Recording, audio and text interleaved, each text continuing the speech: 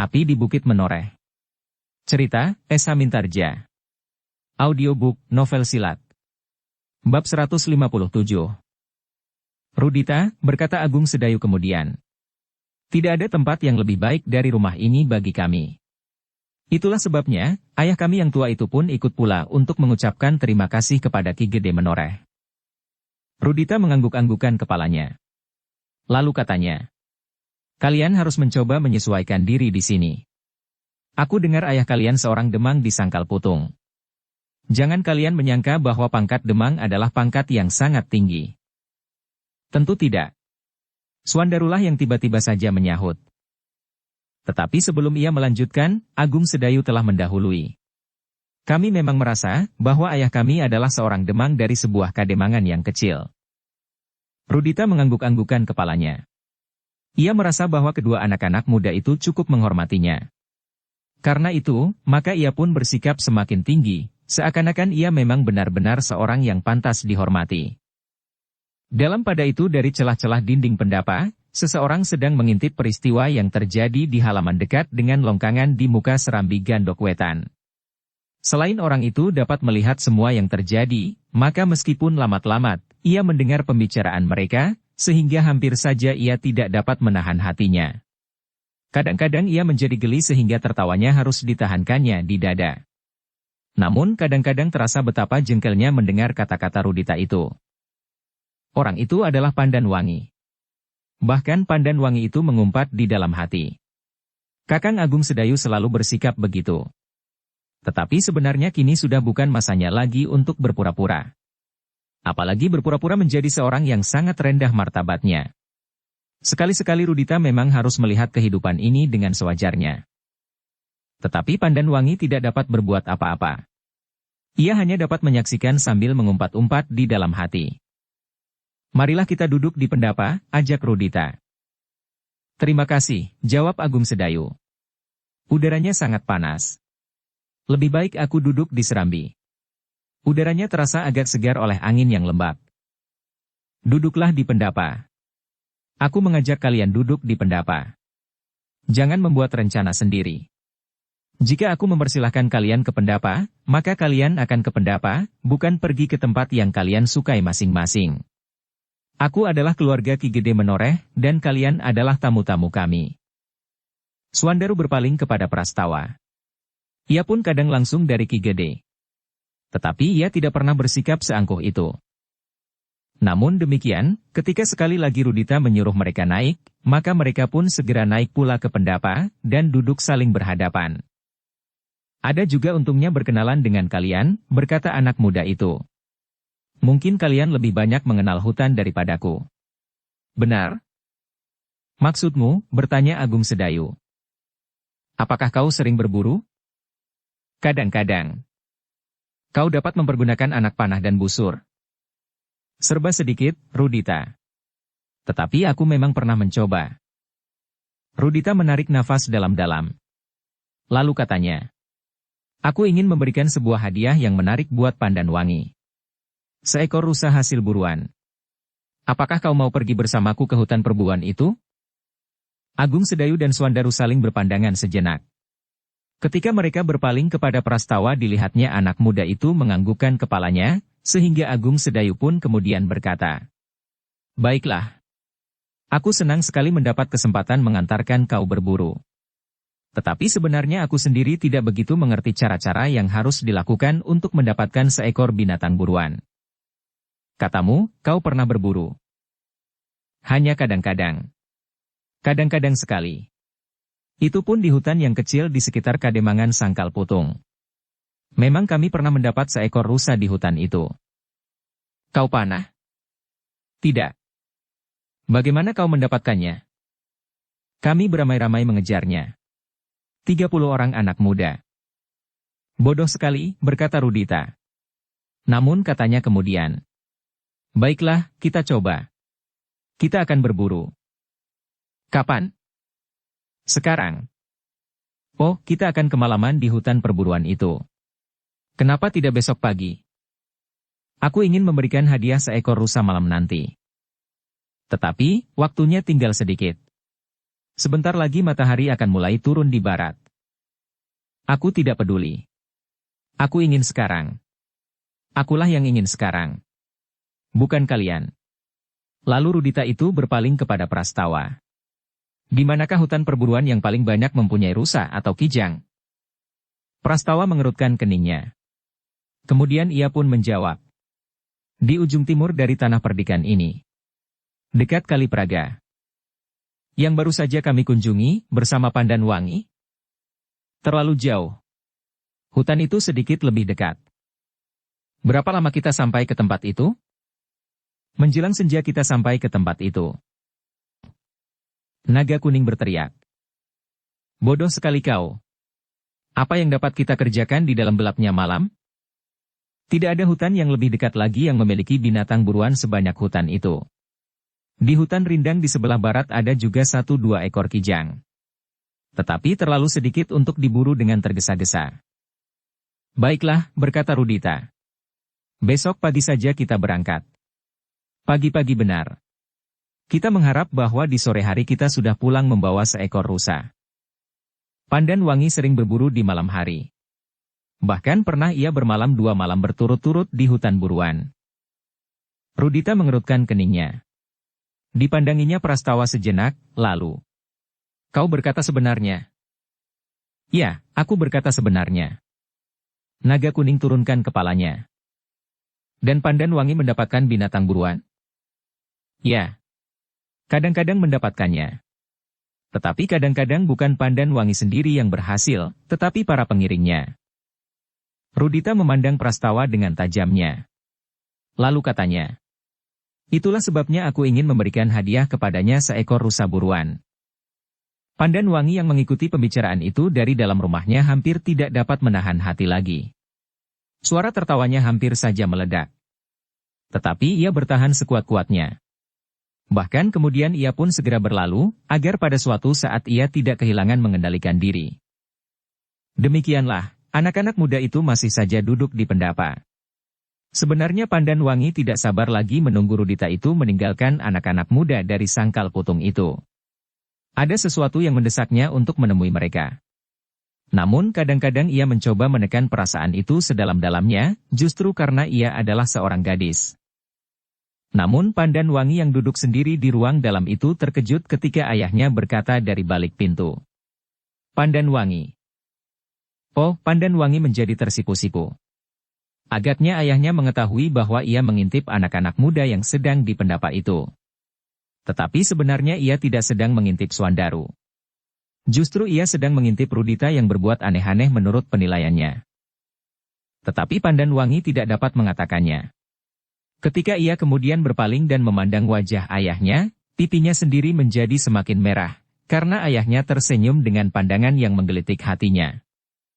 Pandan Wangi, berkata ayahnya. Mumpung mereka duduk di pendapa, kau dapat menyuguhkan minuman panas bagi mereka. Pandan Wangi tidak menjawab. Tetapi kepalanya menunduk dalam-dalam.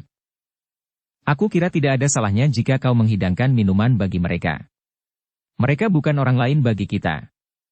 Meskipun mereka tamu dari jauh, tetapi mereka sengaja datang untuk memperpendek jarak antara sangkal putung dan tanah perdikan menoreh.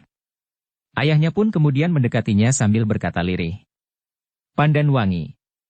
Marilah kita melihat ke dalam diri kita. Aku memang termasuk orang tua yang ketinggalan batasan hidup seperti yang dikehendaki oleh anak-anak muda. Tetapi aku mengerti bahwa kedatangan Ki Demang Sangkal Putung mempunyai maksud yang khusus. Meskipun belum dikatakan, tetapi sudah membayang di dalam pembicaraan kami. Karena itu aku tidak berkeberatan kau menemui anak Ki Demang itu bersama dengan saudara seperguruannya. Wajah Pandan Wangi menjadi panas, tetapi hatinya memang terlonjak untuk melakukannya. Ayahnya masih memandanginya sejenak. Senyumnya masih saja membayang di bibirnya. Bahkan kemudian ia berkata, kau memang seorang gadis yang lain dari gadis sebayamu. Kadang-kadang kau bersikap dan bertindak sebagai seorang laki-laki. Namun dalam pakaian seorang gadis yang baik, kau adalah seorang gadis yang utuh. Meskipun demikian lebih baik bagimu keluar sama sekali ke pendapa daripada kau duduk di dalam seorang diri. Wajah Pandan Wangi yang merah menjadi semakin tunduk. Ayahnya tidak menyebut saja bahwa ia mengintip. Jika demikian justru ia dapat membantah bahwa sebenarnya ia sekedar tertarik pada sikap Rudita. Tetapi justru karena ayahnya tidak menyebutkannya, ia menjadi bingung. Sudahlah, Pandanwangi. Yang paling baik buat mereka, sediakan minuman hangat. Agaknya Rudita tertarik pula untuk menemui mereka. Pandanwangi tidak menjawab. Ia pun kemudian pergi ke dapur, menyediakan minuman hangat bagi anak-anak muda yang duduk di pendapa. Ketika pintu pendapa itu terbuka dari dalam, anak-anak muda itu pun berpaling. Sejenak mereka memandang seorang gadis yang berdiri di muka pintu sambil membawa nampan berisi beberapa mangkuk minuman. Perlahan-lahan Pandanwangi melangkah mendekati mereka. Ditundukkannya saja kepalanya, agar ia tidak menjadi gemetar jika pandangannya beradu dengan tatapan mata Suandaru. Tetapi yang mula-mula berbicara adalah Rudita. Duduklah di sini, Pandanwangi. Lalu sambil berpaling ia berkata, Prastawa, kau dapat menerima nampan itu. Prastawa mengumpat di dalam hatinya. Tetapi ia beringsut juga menerima nampan yang dibawa oleh Pandanwangi yang mulai gemetar itu. Duduklah di sini. Apakah kau sudah mengenal anak-anak yang baru datang dari Sangkal Putung ini? Prastawa hampir tidak dapat menahan gelaknya mendengar pertanyaan itu. Apa salahnya kau duduk di sini bersamaku menemui tamu-tamu ayahmu ini? Mereka adalah anak-anak yang datang dari Sangkal Putung. Kakak Pandanwangi pernah mengenal mereka, berkata Prastawa. Bukankah sudah aku katakan, bahwa mereka pernah tinggal di sini? Apakah aku belum mengatakannya?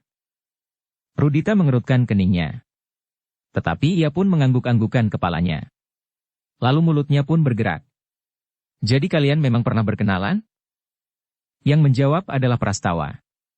Mereka sudah saling mengenal. Oh, Rudita masih mengangguk-anggukan kepalanya.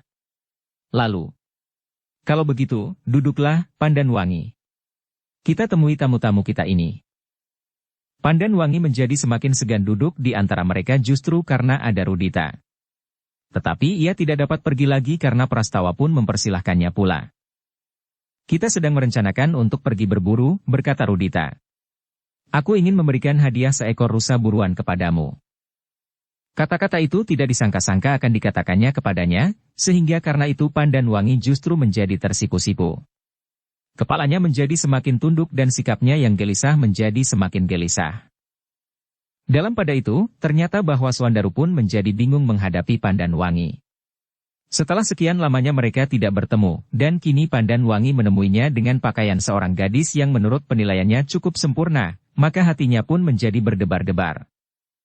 Karena itu, meskipun ada juga debar di jantungnya, namun tidak sekeras debar jantung Suandaru, maka Agung Sedayulah yang mulai bertanya kepada gadis itu. Apakah sejak saat kami meninggalkan tanah perdikan menoreh, kau masih saja senang berburu, Pandanwangi? Pertanyaan yang tidak langsung menyentuh dirinya itu membuat gadis itu seakan-akan terlepas dari belenggu yang menyesakkan. Karena itu maka jawabnya. Sekali-sekali aku masih berburu, Kakang. Agung Sedayu mengangguk-anggukan kepalanya. Ia pun kemudian bertanya tentang hutan perburuan di daerah Menoreh dan bahkan hutan-hutan yang kadang-kadang masih belum banyak dijamah oleh seseorang. Kita akan berburu ke hutan yang lebat itu, berkata Agung Sedayu. Tentu binatang buahnya masih jauh lebih banyak dari hutan-hutan perburuan. Maksudmu, bertanya Rudita yang menjadi heran, bukan saja hubungan Agung Sedayu dan Pandanwangi yang tampaknya sudah begitu erat, juga karena Agung Sedayu menyebut-nyebut hutan yang lebat dan jarang disentuh tangan manusia. Kita berburu di hutan itu. Tentu akan lebih menarik dari sekedar berburu di hutan perburuan. Belum lagi Rudita mengerti sepenuhnya, Pandanwangi justru menyahut. Kita akan mencobanya. Sambil menyentuh Suandaru, Agung Sedayu bertanya. Bagaimana dengan kau, Suandaru Geni? Suandaru tergagap. Tetapi ia menyahut. Tentu menyenangkan sekali. Aku sependapat. Tetapi tiba-tiba saja Prastawa menyahut sambil tersenyum. Kau tidak usah berburu kemana-mana Suandaru. Kau berburu saja di sini. Sejenak Suandaru justru terbungkam. Sepercik warna merah menjalar di wajahnya. Bahkan bukan saja Suandaru, tetapi Pandanwangi yang mengerti maksud itu pun menjadi semakin tertunduk dalam-dalam. Tetapi Suandaru cepat dapat mengatasi kesulitannya, bahkan ia sempat menyahut. Bagaimana aku akan berburu, kalau yang diburu tidak ada di sini di saat perburuan besok, karena justru akan pergi ke hutan. Prastawa tidak dapat menahan gelaknya. Agung Sedayu pun tertawa pula. Meskipun wajah Pandan Wangi terasa panas, namun ia tersenyum pula. Yang terheran-heran adalah Rudita. Ia tidak mengerti kenapa hal itu dapat menimbulkan tertawa. Karena itu ia pun dengan serta-merta bertanya. Siapakah yang kalian maksud? Siapakah yang harus diburu di sini? Aku? Atau siapa? Prastawa menahan suara tertawanya. Katanya. Jangan terlampau perasa. Kami berbicara tentang diri kami. Bukan kau. Kami memang saling memburu pada saat lampau, pada saat menoreh masih belum setentram sekarang.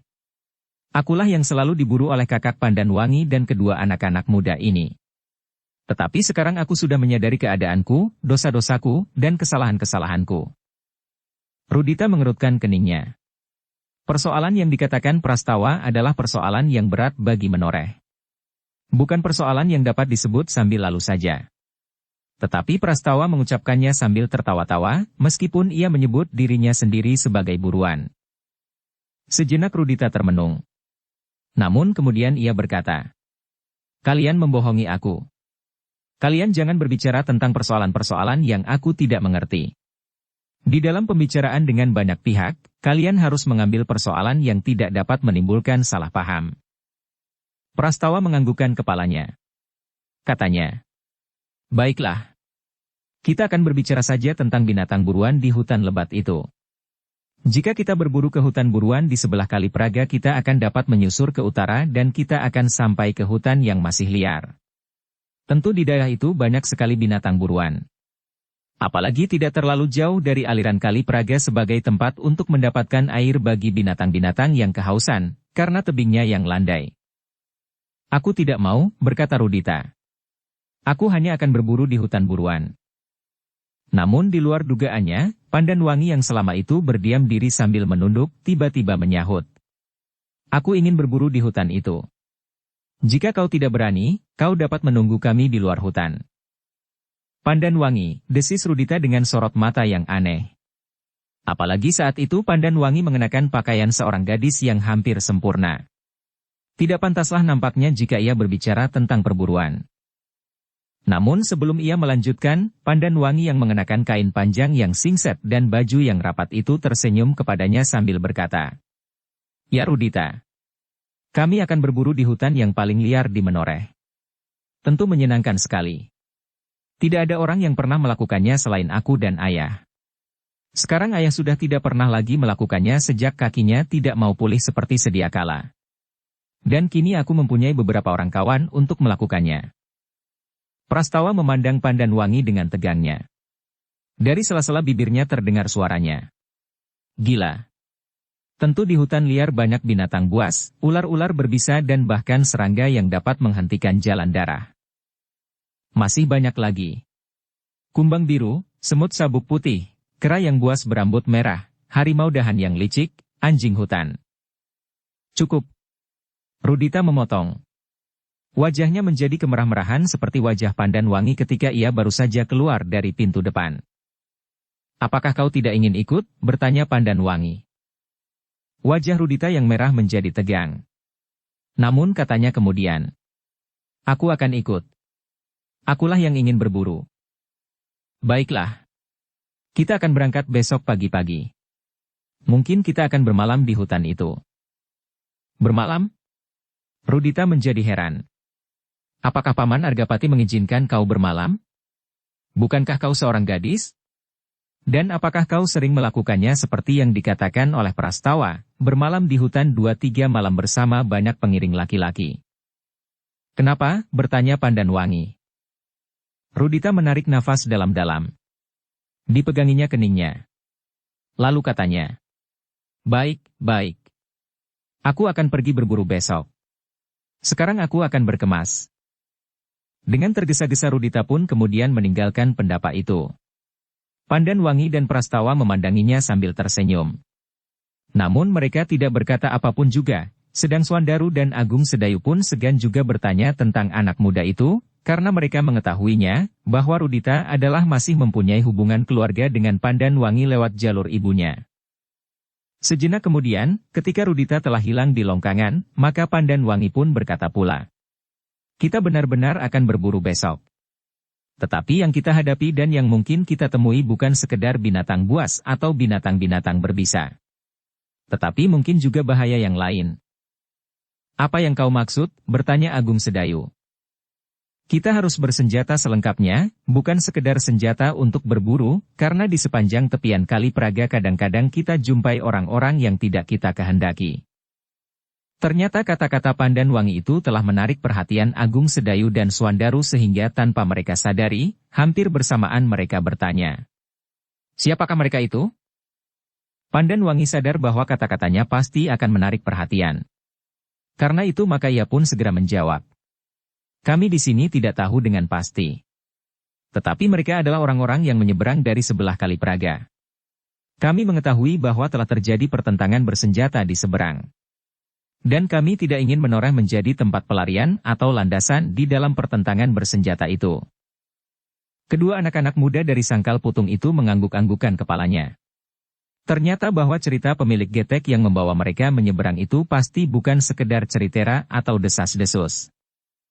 Namun dalam pada itu, ternyata Swandaru menjadi sangat tertarik, sehingga katanya kemudian, "Jika demikian, besok kita benar-benar pergi ke Kali Praga, berburu atau tidak berburu." "Ah, kau," desis Agung Sedayu. "Tujuan kita adalah berburu. Jika kita menjumpai persoalan lain kecuali binatang buruan, kita tidak dapat lari lagi daripadanya." Swandaru tersenyum. Dipandanginya Agung Sedayu sejenak, lalu, "Baiklah, jika itu istilah yang paling baik dipergunakan." Prastawa pun tersenyum pula, sedang Pandanwangi menundukkan kepalanya. Demikianlah maka mereka masih berbicara beberapa lama tentang hutan liar di sebelah Kali Praga itu. Juga tentang orang-orang bersenjata yang kadang-kadang menyeberang ke barat setelah terjadi benturan senjata di sebelah timur Kali Praga. "Ah," berkata Prastawa, "kenapa kita berbicara tentang hal-hal yang dapat menegangkan syaraf? Marilah kita berbicara tentang diri kita." Ia berhenti sejenak, lalu, "Aku akan pergi sebentar ke belakang. Aku ingin melihat, apakah kuda-kuda sudah dibersihkan." Prastawa tidak menunggu jawaban siapapun. Ia pun segera bergeser. Namun sebelum ia pergi, Agung Sedayu menyela, "Apakah aku dapat melihat bagian belakang dari halaman ini? Aku tidak tahu lagi, di manakah letak Pakiwan." "Baiklah, aku akan menunjukkannya," sahut Prastawa. Tetapi tiba-tiba Pandanwangi berkata, "Prastawa, tunggulah di sini. Biarlah aku yang menunjukkannya." "Ah, ada?" Pandanwangi pun kemudian berdiri. Ia tahu maksud kedua anak-anak muda ini. Namun rasa-rasanya masih asing bagi Pandanwangi untuk duduk berdua saja dengan Swandaru di pendapa itu. Karena itu dengan tergesa-gesa ia melangkah sambil berkata, "Marilah, Kakang Agung Sedayu." Tetapi Agung Sedayulah yang kemudian tersenyum sambil berkata, "Ah, tentu tidak pantas jika kau mengantarkan aku ke Pakiwan. Apa salahnya? Aku pantas pergi berburu dan bermalam di hutan." Agung Sedayu tertawa. Tetapi ia justru memperbaiki letak duduknya dan bergeser mendekati Swandaru. "Terserahlah," berkata Pandanwangi. "Tetapi jika perlu, biarlah Prastawa mengantarkanmu." Prastawa tidak menyahut. Tetapi tatapan matanya sajalah yang membuat Pandanwangi menjadi tersipu-sipu. Demikianlah, ketiga anak-anak muda itu masih berbincang sejenak mengenai orang-orang yang tidak dikehendaki di hutan di sepanjang Kali Praga. Kemudian Agung Sedayu dan Swandaru pun segera kembali ke Gandok. Dalam pada itu maka orang tua di kedua belah pihak, Swandaru dan Pandanwangi, ternyata telah mempersiapkan diri masing-masing untuk pada saatnya memasuki pembicaraan yang resmi.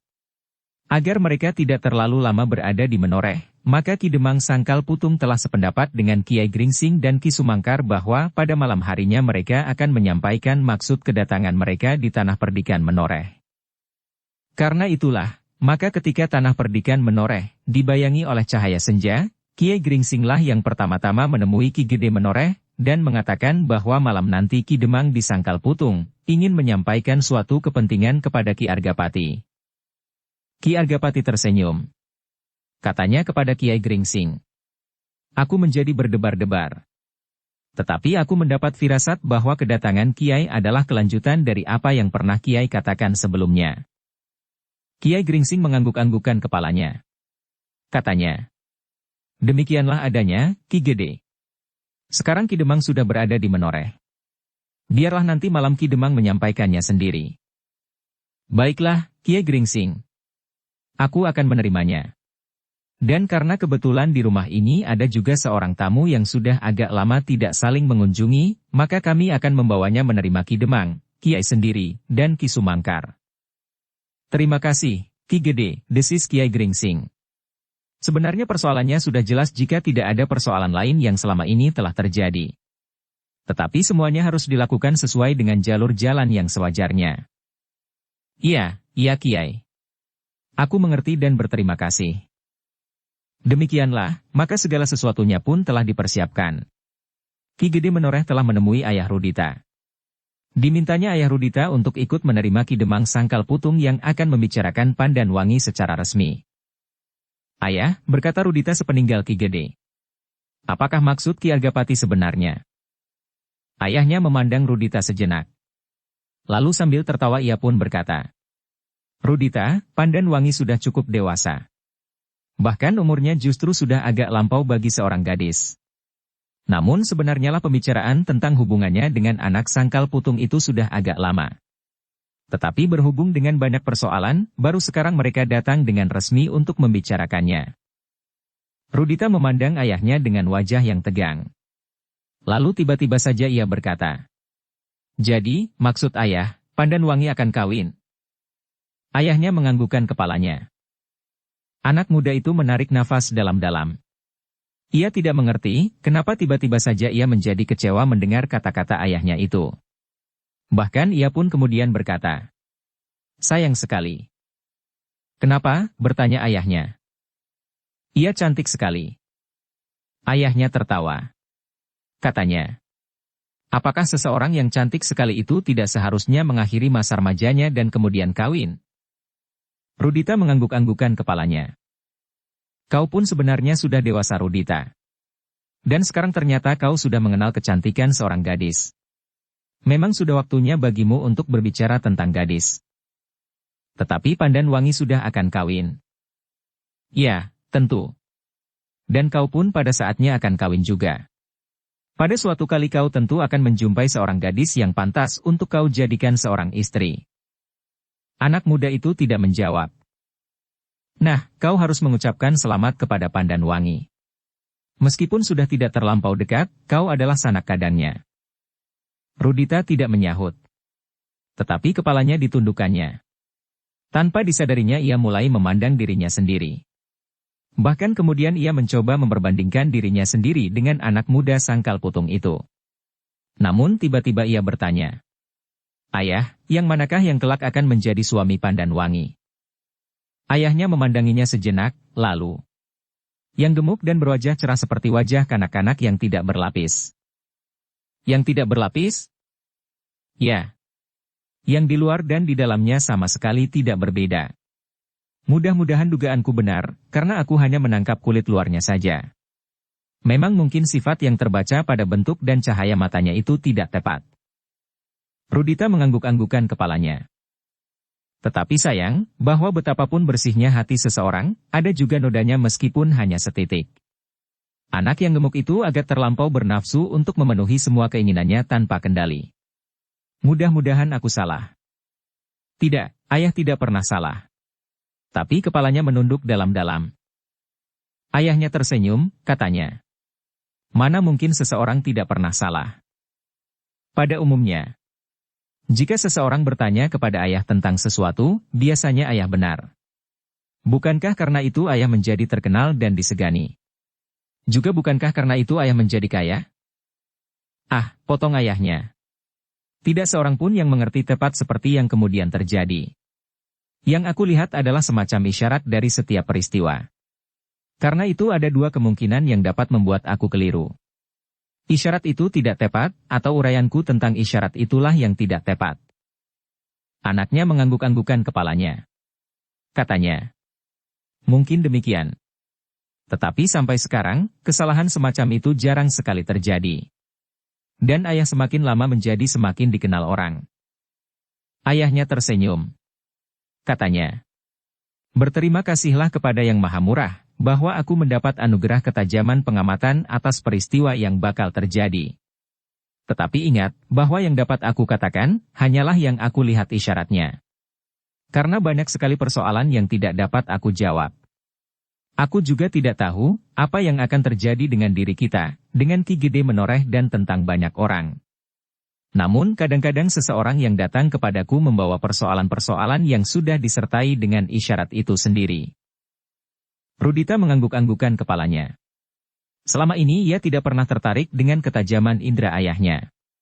Yang ia tahu ayahnya adalah seorang yang kaya dan disegani.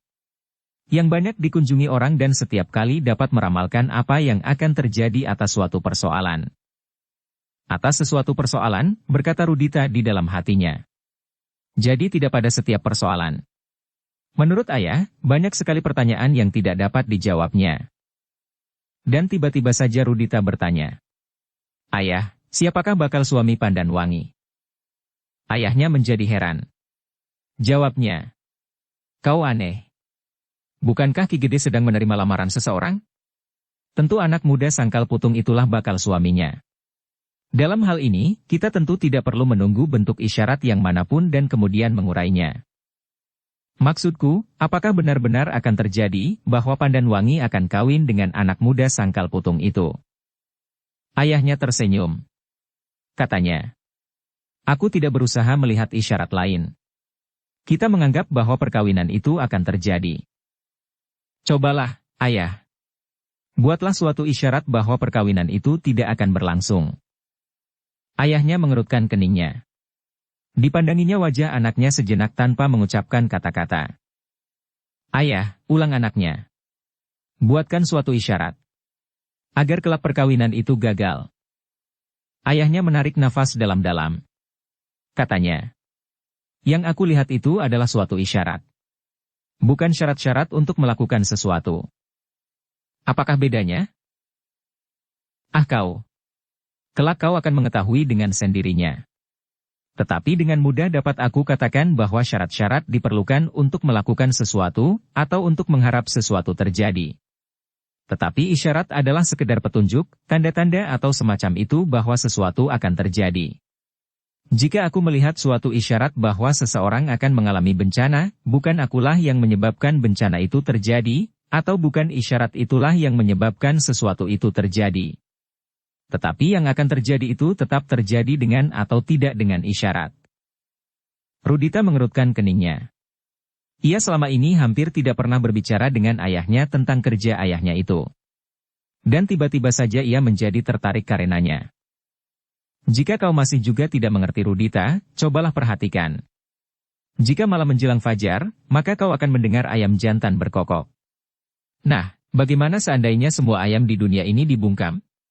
Tentu matahari akan tetap terbit, karena bukannya matahari itu terbit karena ayam berkokok, tetapi kokok ayam adalah suatu isyarat akan datangnya fajar.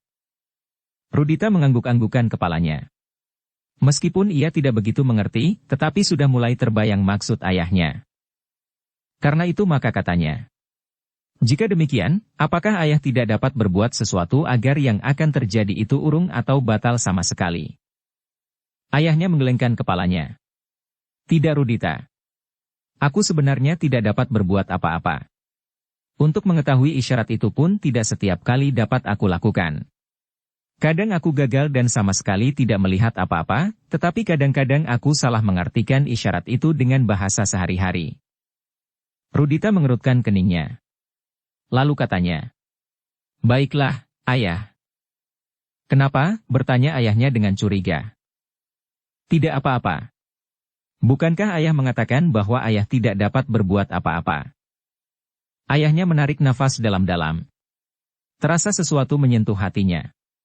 Sudah lama ia mengharap anaknya itu menyebut sesuatu tentang perempuan, karena umurnya memang sudah cukup dewasa meskipun sifatnya yang kadang masih kekanak-kanakan.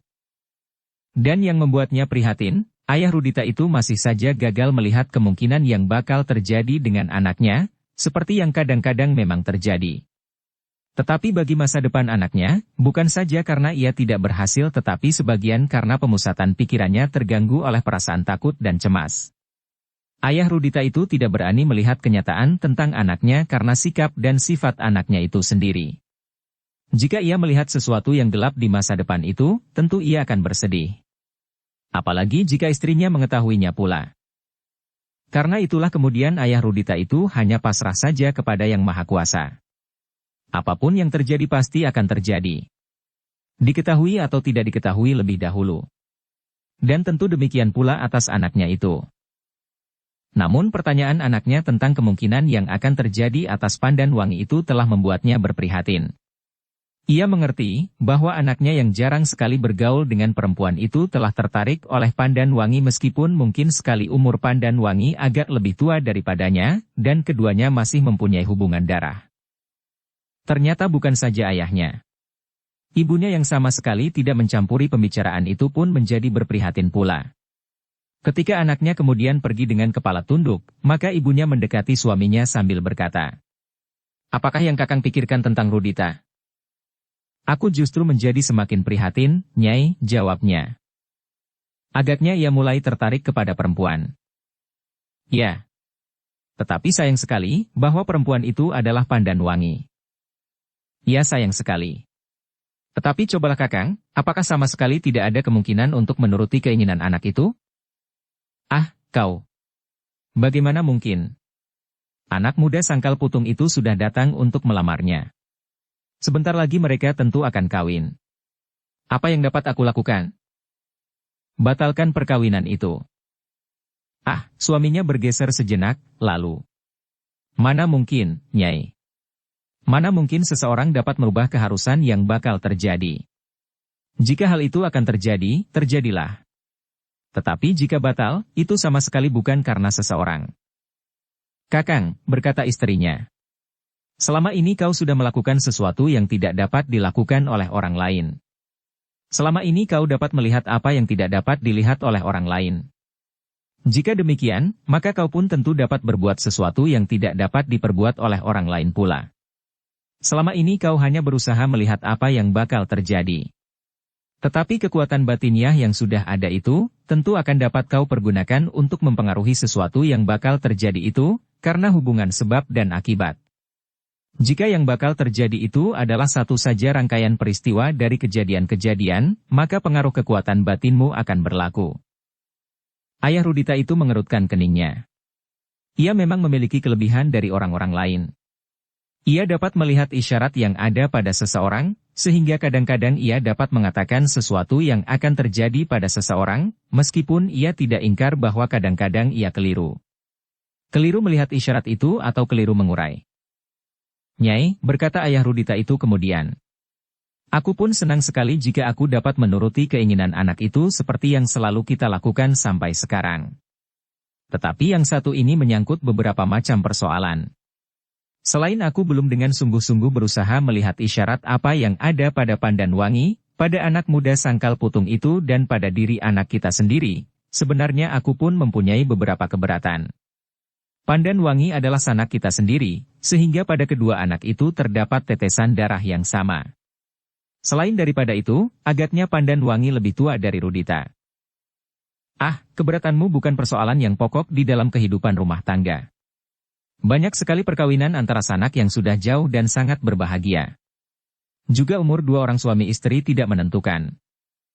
Kau benar. Memang kedua masalah itu tidak menentukan. Tetapi bagiku lebih baik jika Rudita itu kita carikan jodoh yang lain. Bukan Pandan Wangi yang sudah mengikat pembicaraan dengan Demang Sangkal Putung itu. Ah, kau aneh, Kakang. Yang diingini anak kita adalah Pandan Wangi. Ia adalah anak seorang kepala tanah perdikan. Meskipun umurnya lebih tua, tetapi di dalamnya banyak mengandung kemungkinan yang baik bagi Rudita. Kelak Rudita tentu akan dapat menggantikan kedudukan Ki Gede Menoreh. Dibekali dengan kekayaan kita, maka kedudukan Rudita tentu akan menjadi sangat kuat di bagian barat Kali Praga ini. Apalagi menghadapi perkembangan daerah baru di seberang timur Kali Praga yang dipimpin oleh Ki Gede Pemanahan itu. Ayah Rudita menarik nafas dalam-dalam. Katanya, itu adalah pamrih yang berlebih-lebihan. Soalnya adalah Rudita dan Pandan Wangi itu lebih dahulu. Jika Rudita karena kemanjaannya saja dengan tiba-tiba menganggapnya Pandan Wangi seorang perempuan yang paling cantik, itu adalah sangat berbahaya. Setiap saat anggapan itu dapat berubah. Jika demikian maka perkawinannya akan goyah. Kau dapat melihatnya. Seandainya demikian, kau pun dapat mencoba memberikan pengaruh atas rangkaian sebab dan akibat dari kehidupan keduanya sehingga kesulitan itu tidak akan terjadi. Itulah kesalahan orang lain menilai diriku. Bahkan istriku sendiri. Pengaruh batiniah dari seseorang atas orang lain, hanya dapat terjadi sepanjang tidak menyilang garis keharusannya yang sudah tersusun dalam rangkaian kehidupan seseorang. Dan itu pun hanya dapat dilakukan oleh orang tertentu. Bukan aku yang mempunyai karunia penglihatan saja. Jika seseorang mencoba memaksakan pengaruhnya atas orang lain dan bahkan kemudian dengan sifat kekerasan, maka ia sudah melawan kehendak Maha Penciptanya. Dan itu berarti bahwa ia mencoba melawan Maha Kekuatan di atas langit dan bumi. Mungkin di dalam bentuk lahiriahnya, orang itu akan berhasil. Tetapi sudah tentu bahwa ia tidak akan berhasil berusaha menyelamatkan dirinya sendiri dari tuntutan yang maha adil. Istrinya mengerutkan keningnya. Namun kemudian katanya, jika yang maha adil itu tidak berkenan di hati, maka kenapa sesuatu itu dapat terjadi? Bukankah kuasanya dapat mencegah peristiwa yang akan berlaku? Jika yang berlaku itu sudah berlaku, itu tandanya bahwa tidak ada persoalan lagi di hadapan yang Maha Penciptanya. Itulah justru sifat yang maha besar. Bahwa manusia mendapat kebebasan atas dirinya sendiri untuk menentukan sikapnya. Disinilah letak ujian bagi manusia itu sendiri. Di dalam dirinya ia mendapatkan wewenang untuk memilih sikap dan perbuatan jasmaniah dan rohaniah. Hasil pilihan itulah sebenarnya yang menentukan jalan baginya untuk sampai kepada Yang Maha Pencipta. Itu pun bukan karena kemampuan diri sendiri, tetapi dengan cahaya kasih yang Maha Kasih itu juga adanya. Di sini aku melihat kecemasan seseorang yang menggenggam senjata atas senjatanya. Memang tidak bijaksana untuk menusuk jantung sendiri. Tetapi jika hati berpandangan terang, yakinilah bahwa senjata itu dapat dipergunakan bagi suatu perjuangan. Kebebasan memilih adalah suatu kurnia pula sehingga tidak akan ada aibnya mempergunakan kurnia atas kita. Kakang seharusnya tidak mengingkari kekuatan alam yang ada di sekitar kita untuk dimanfaatkan seperlunya. Sedangkan aku tahu bahwa kekuatan Kakang jauh berada di atas kekuatan yang Kakang perlihatkan kepadaku. Dan jika itu melanggar kuasanya karena kuasanya tidak terbatas, maka senjata itu akan direnggutnya dari tanganmu. Memang tidak bijaksana menusuk jantung sendiri. Tetapi juga tidak bijaksana menusuk jantung orang lain tanpa sentuhan sebab yang wajar. Dan bahwa yang kuasa tidak merampas yang melanggar kuasanya, itulah sifatnya yang maha agung. Tetapi bahwa di dalam alam ini ada kekuatan yang menentang kuasanya kita harus meyakini, mereka yang sejak semula menyediakan diri dan kekuatannya untuk menentang kasih dari yang maha kasih dengan pemanjaan nafsu lahiriah dan kekuasaan yang semu. Disinilah manusia berdiri. Ayah Rudita itu berhenti sejenak, lalu, berdoalah Nyai. Barangkali doamu dapat mendekatkan kau kepada kemurnian kurnianya kepadaku. Dan apakah aku dibenarkan untuk melakukan perbuatan seperti yang kau kehendaki, karena pada dasarnya itu pun sekedar pemanjaan nafsu lahiriah. Justru karena Pandan Wangi seorang gadis yang cantik menurut pengamatan Rudita. Istrinya tidak segera menjawab. Tetapi seperti biasanya apabila mereka berselisih pendapat tentang Rudita, maka perempuan itu pun menundukkan kepalanya sambil menitikkan air matanya. Ayah. Rudita itu menarik nafas dalam-dalam. Sudah berpuluh kali ia mengalami persoalan yang serupa. Istrinya menangis karena ia tidak dapat memenuhi permintaan anak laki-laki satu-satunya yang menjadi sangat manja itu. Tetapi tidak seperti biasanya, laki-laki itu berkata, Nyai, biasanya aku tidak dapat menolak jika kau sudah mulai menitikkan air mata. Sebenarnya kali ini pun aku ingin memenuhinya. Tetapi apa boleh buat? Persoalannya ada di luar kemampuanku. Aku tidak dapat merubah jalan hidup seseorang jika itu memang harus berlaku. Bukan tidak dapat, tetapi kau tidak mau melakukannya, jawab istrinya di sela-sela sedu sedannya. Sekali lagi ayah Rudita menarik nafas dalam-dalam. Katanya, aku tidak tahu bagaimana aku harus mengatakan. Tetapi aku benar-benar tidak mempunyai kemampuan untuk mempengaruhi jalan hidup seseorang dengan kekuatan batinku. Istrinya tidak menyahut lagi. Tetapi kediamannya terasa bukan kediaman yang ikhlas. Agaknya istrinya kali ini merasa bahwa suaminya tidak lagi mau menuruti permintaannya dan permintaan anaknya. Meskipun perasaan itu diredamnya, namun suaminya yang mempunyai pengamatan tajam sekali atas peristiwa manusiawi dan alami di sekitarnya merasakan kekecewaan yang dalam itu. Namun demikian ia pun tidak dapat berbuat apa-apa. "Nyai," berkata ayah Rudita itu kemudian. "Aku tahu bahwa kau kecewa, Nyai. Tetapi aku harap bahwa kau dapat mengerti keadaanku pula." Ia berhenti sejenak, lalu, "Aku tidak dapat menolak, bahwa malam nanti aku akan ikut membicarakan persoalan Pandan Wangi itu secara resmi dengan Ki Demang di Sangkal Putung." Tetapi istrinya sama sekali tidak menjawab. Bahkan titik air matanya sajalah yang menjadi semakin deras. Sambil terisak ia berkata, "Rudita adalah satu-satunya anak kita. Alangkah malang nasibnya. Dan alangkah kecil arti orang-orang tua yang tidak dapat memenuhi keinginan anaknya. Kelahiran yang tanpa dimintanya itu adalah sepenuhnya tanggung jawab kita, sehingga kelanjutan dari kelahirannya itu pun akan tetap menjadi tanggung jawab kita." Suaminya menarik nafas dalam-dalam. Tetapi ia tidak menjawab. Di dalam keadaan yang demikian, istrinya terlampau sulit untuk dapat mengerti kata-katanya. Tetapi kali ini ia sama sekali tidak akan berniat untuk mencoba memenuhi permintaan istrinya itu. Selain ia merasa bahwa ia akan memaksakan dirinya menjelajahi daerah kemampuan yang tersembunyi baginya, juga karena ia merasa terlampau berat untuk mengiyakannya. Dengan demikian maka untuk beberapa lamanya keduanya berdiam diri. Masing-masing dihanyutkan oleh angan-angan yang berselisih jalan. Dalam pada itu Rudita sendiri sedang berjalan-jalan di kebun belakang. Ada sesuatu yang belum pernah hinggap di perasaannya. Tiba-tiba saja ia merasa tertarik sekali kepada Pandan Wangi. Gadis itu serasa gadis yang paling cantik yang pernah dilihatnya. Selama ini ia tidak pernah menghiraukan gadis yang manapun juga. Namun tiba-tiba ia merasa tertarik kepada gadis yang masih mempunyai saluran darah dari sumber yang sama. Langkahnya terhenti ketika kemudian ia melihat Prastawa sedang sibuk di kandang kudanya. Sejenak ia memandang dari kejauhan. Tetapi ia tidak mendekatinya. Sambil menundukkan kepalanya, ia melanjutkan langkahnya menyelusuri pepohonan yang rimbun. "Besok aku akan berburu," berkata Rudita di dalam hati. Tetapi anak yang gemuk itu tentu akan lebih menarik bagi Pandan Wangi.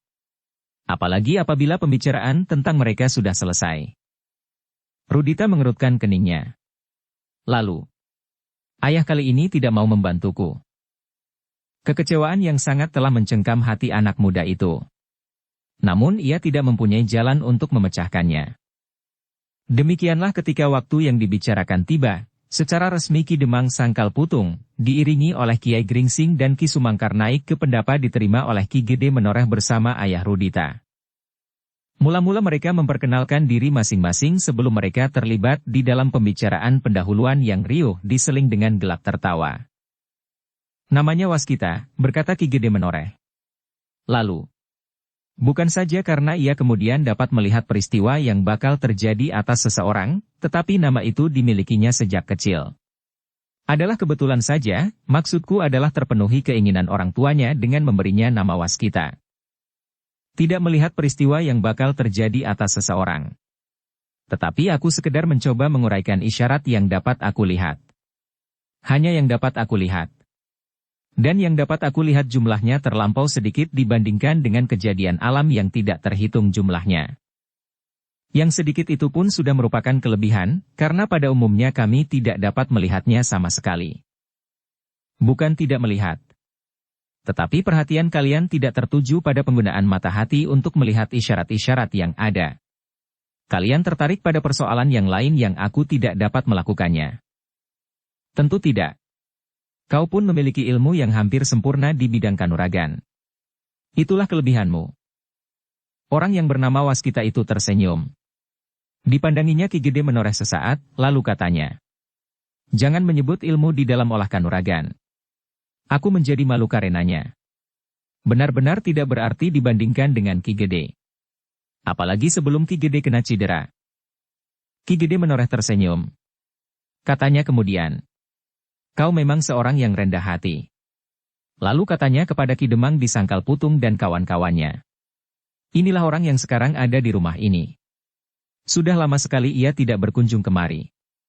Tiba-tiba saja tanpa mimpi apapun, aku mendapat kunjungannya. Tentu Ki Gede tidak mengetahuinya bahwa akan ada tamu berkunjung kemari, bertanya Kiai Gringsing. Tidak. Dan kunjungan kami? Juga tidak. Tetapi bagi Ki Waskita, barangkali kunjungan kami tidak mengejutkannya. Ah, tentu mengejutkan. Aku sama sekali tidak mengetahuinya bahwa sesudah kami akan datang tamu dari Sangkal Putung. Sudah aku katakan, hanya jika ada isyarat aku mengetahuinya. Itu pun kadang-kadang harus dengan tekun dan sengaja mencari pada seseorang atau keadaan. Kiai Gringsing mengangguk-anggukkan kepalanya. Sebagai seorang yang mempunyai pengalaman yang luas dan dalam, ia segera mengerti apa yang dimaksudkan oleh Waskita. Demikian juga Ki Sumangkar dan Ki Demang di Sangkal Putung, seperti juga Ki Gede Menoreh. Dalam pada itu, pembicaraan mereka pun segera berkembang dari satu persoalan ke persoalan yang lain, sehingga akhirnya Ki Demang Sangkal Putung sampai juga pada pokok persoalannya membicarakan hubungan yang sudah lama terjalin antara Suandaru yang gemuk itu dengan Pandan Wangi. Tidak ada kesulitan di dalam pembicaraan itu. Ki Gede Menoreh yang sebenarnya memang sudah lama menunggu kedatangan mereka, dengan senang hati menerimanya, meskipun sebagai kelaziman seorang ayah Ki Gede berkata, "Baiklah Ki Demang, lamaran Ki Demang bagi putra Ki Demang yang bernama Suandaru itu aku terima. Meskipun demikian, karena bukan aku orangnya yang akan menjalaninya, maka aku akan menanyakannya kepada anakku. Karena itu, kami persilahkan Ki Demang tinggal 2-3 hari di sini. Pada saatnya kami akan memberikan jawaban atas lamaran Ki Demang bagi putra Ki Demang itu." Ki Demang pun mengetahui bahwa akan demikian jawaban Ki Gede Menoreh. Itulah sebabnya ia sudah bersedia jawaban pula. "Baiklah, Ki Gede. Kami akan menunggu sampai pintu yang kami ketuk itu terbuka." Demikianlah pembicaraan itu tidak mengalami persoalan apapun. Semuanya berlangsung seperti yang diharapkan. Meskipun kadang-kadang terasa perasaan Ki Waskita tersentuh. Setiap kali ia teringat kepada anak laki-lakinya. Namun demikian sama sekali tidak terlintas di dalam angan-angannya untuk berbuat sesuatu atas pembicaraan itu. Ia tidak ingin mempergunakan sesuatu yang dimilikinya untuk mempengaruhinya. Jika terjadi sesuatu, biarlah itu terjadi karena seharusnya terjadi. Bukan karena aku dan apalagi karena usahaku untuk mempengaruhi peristiwa-peristiwa yang bakal terjadi itu.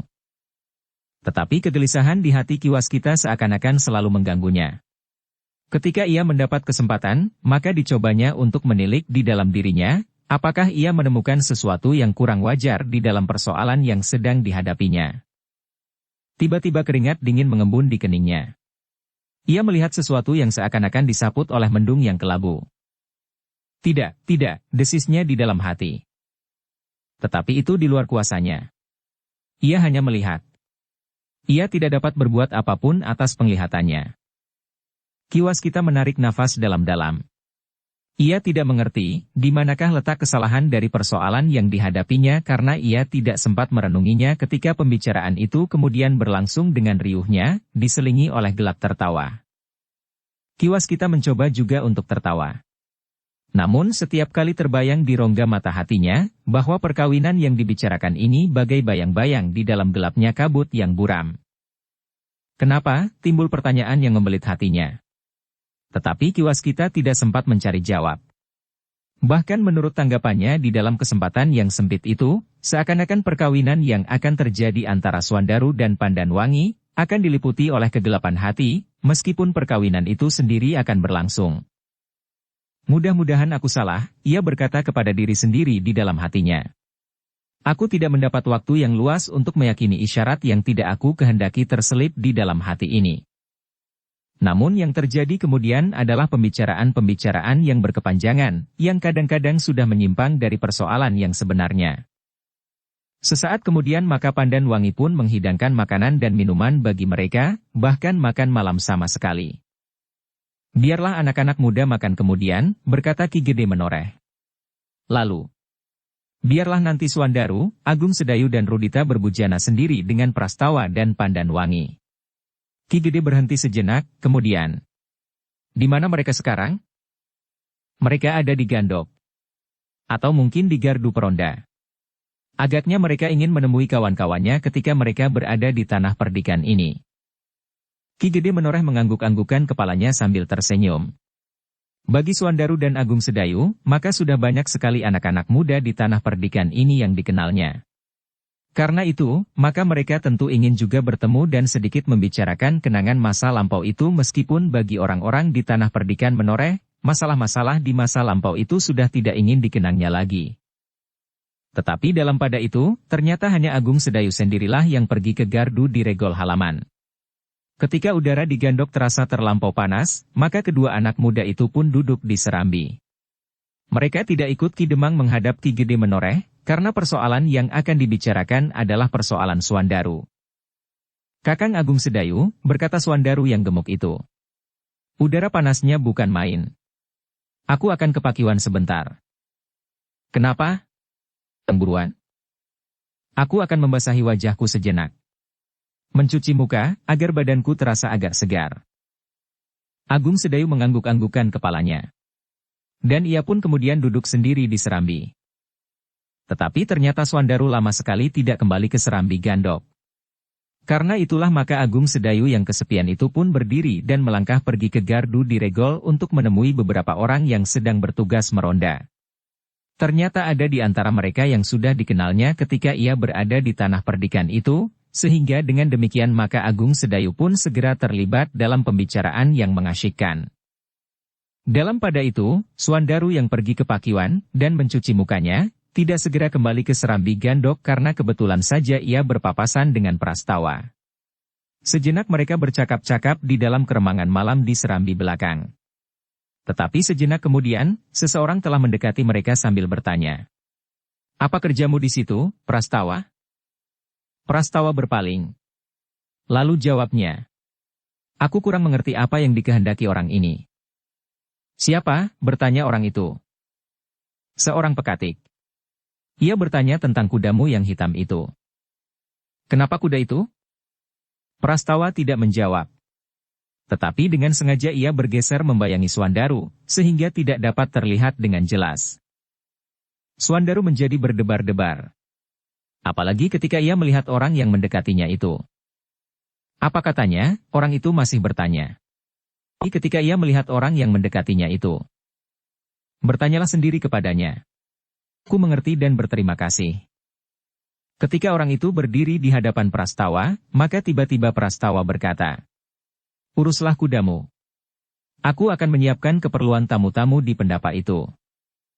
Prastawa, orang itu mencoba mencegah, tetapi Prastawa sudah meninggalkannya. "Anak bengal," orang itu mengumpat. Wajahnya menjadi merah ketika ia melihat bahwa yang disebutnya pekatik itu adalah Suandaru. Tetapi ia masih berdiri saja sambil menundukkan kepalanya. Ada sesuatu yang seakan-akan mengikatnya untuk tetap di situ. Suandaru pun menjadi bingung, karena orang itu adalah Pandanwangi. Sejak Prastawa memanggil gadis itu, maka hampir saja mulutnya terbuka untuk menyatakan dirinya. Tetapi ternyata kata-katanya tidak meloncat dari sela-sela bibirnya. Kini keduanya berdiri berhadapan di dalam keremangan malam di serambi belakang dalam suasana yang beku. Tetapi Suandaru pun akhirnya dapat menguasai perasaannya dan berkata, "Bukan maksudku memanggilmu. Tetapi apakah pekerjaanmu sudah selesai? Bukankah kau sedang mempersiapkan hidangan buat para tamu?" Dengan keringat yang membasahi punggungnya, Pandanwangi menjawab seperti di luar sadarnya. "Aku sudah selesai. Aku sudah menghidangkan suguhan itu." "Oh," Suandaru mengangguk-anggukkan kepalanya. Namun dalam pada itu ada sepercik kegembiraan bahwa Pandanwangi tidak perlu lagi meninggalkannya. Namun suaranya masih terasa sendat ketika ia bertanya, "Apakah mereka sudah selesai berbincang?" Pandanwangi menganggukkan kepalanya. Rupa-rupanya pembicaraan mereka sudah selesai. Jadi, suara Suandaru bahkan menjadi gemetar. "Apakah ayahmu tidak berkeberatan?" Pandanwangi menundukkan kepalanya. Dengan suara yang hampir tidak terdengar ia berkata, "Ayah menyerahkan persoalannya kepadaku. Aku mendengar ayah berkata bahwa ayah akan bertanya kepadaku lebih dahulu." Dada Suandaru menjadi semakin berdebar-debar. Ketika terlihat olehnya sebuah dingklik bambu di serambi belakang, maka katanya, "Apakah kita akan duduk saja di dingklik itu?" Pandan Wangi tidak mengerti pesona apakah yang telah menggerakkan kepalanya, sehingga kepalanya itu terangguk-angguk. Keduanya pun kemudian duduk di atas dingklik bambu di serambi belakang di dalam keremangan malam. Ketika amben bambu itu bergoncang dan keduanya tanpa sengaja bersentuhan, terasa sesuatu bagaikan mengalir di sepanjang jalur darah kedua anak muda itu dan merayap sampai ke pusat jantungnya. Namun dengan demikian mulut mereka justru seakan-akan menjadi terbungkam. Sejenak mereka saling berdiam diri. Dalam kesenyapan malam yang menjadi semakin dalam, terdengar jantung mereka berdegup terlampau keras. Namun perlahan-lahan keduanya berhasil menguasai kegelisahannya. Pandan Wangi mengangkat wajahnya ketika ia mendengar pembantu-pembantunya sibuk mencuci alat-alat dapur di sebelah serambi itu. "Aku mempunyai pekerjaan di dapur," berkata Pandan Wangi. Suandaru menganggukkan kepalanya sambil menjawab singkat. "Ya." Tetapi Pandan Wangi tidak beringsut dari tempatnya. Ia masih saja duduk di samping Suandaru. Tatapan matanya bahkan jauh menembus ke dalam gelapnya malam. "Pandan Wangi," sejenak kemudian terdengar suara Suandaru perlahan-lahan. "Tentu Ayah dan Ki Gede membicarakan persoalan kita sampai sejauh-jauhnya. Meskipun Ki Gede masih akan bertanya kepadamu, namun sebenarnya mereka telah mengetahui jawabnya, karena Kiai Gringsing sudah mengatakannya kepada Ayah bahwa pernah dibicarakannya masalah ini sebagai pendahuluan." Pandan Wangi menganggukkan kepalanya. "Meskipun demikian Pandan Wangi, sebaiknya kau mengenal aku lebih jauh lagi. Tentu aku tidak akan dapat mengatakan tentang diriku sendiri. Selama kami masih akan tinggal di sini beberapa hari lagi untuk menunggu jawabmu, selama itu kau dapat bertanya kepada guru tentang diriku atau kepada Kakang Agung Sedayu. Kau mengenal aku selama ini sebagai tamu di rumah ini. Karena itu, tentu tingkah lakuku, tutur kataku, aku jaga sebaik-baiknya. Tetapi tidak demikian halnya jika aku berada di rumahku sendiri." Pandan Wangi berpaling sejenak. Tetapi hanya sejenak. Kata-kata Suandaru itu mempunyai kesan yang aneh di dalam hatinya. Justru karena keterbukaannya itulah, maka Pandan Wangi merasa semakin tertarik kepada anak yang gemuk ini. Hampir di luar sadarnya ia menjawab. "Betapapun sifatmu, Kakang, tetapi aku melihat kejujuran di dalam sikap, kata, dan kalau aku tidak salah tangkap juga angan-anganmu.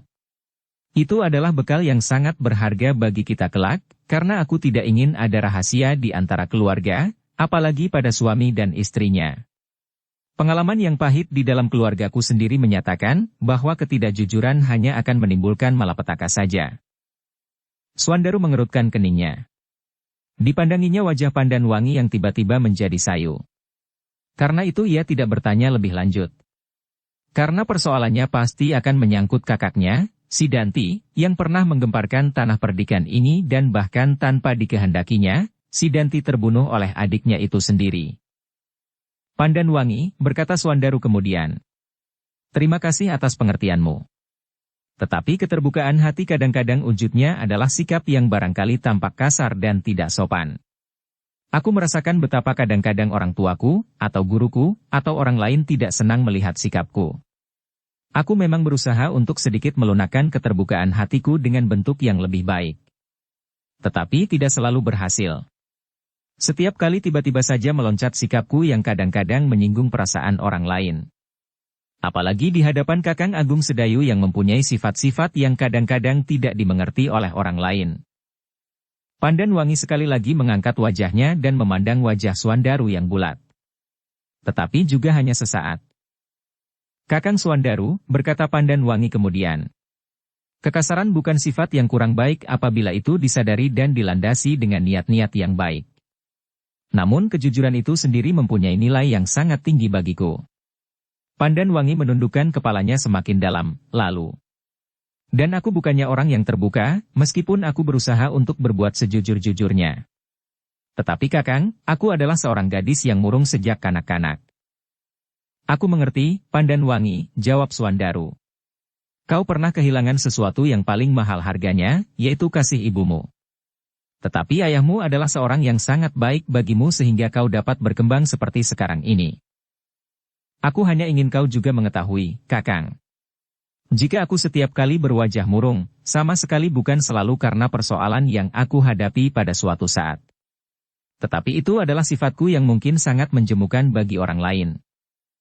Aku pernah mendengar guruku menasehati aku, Pandanwangi, bahwa di dalam hidup berkeluarga itu, masing-masing tidak memasang harga diri yang mati. Kadang kita masing-masing harus berbuat sesuatu yang bertentangan dengan keinginan sendiri. Itulah agaknya salah satu bentuk pengorbanan yang kecil, dan tentu kau pun pernah mendengar uraian yang panjang lebar di dalam setiap upacara perkawinan.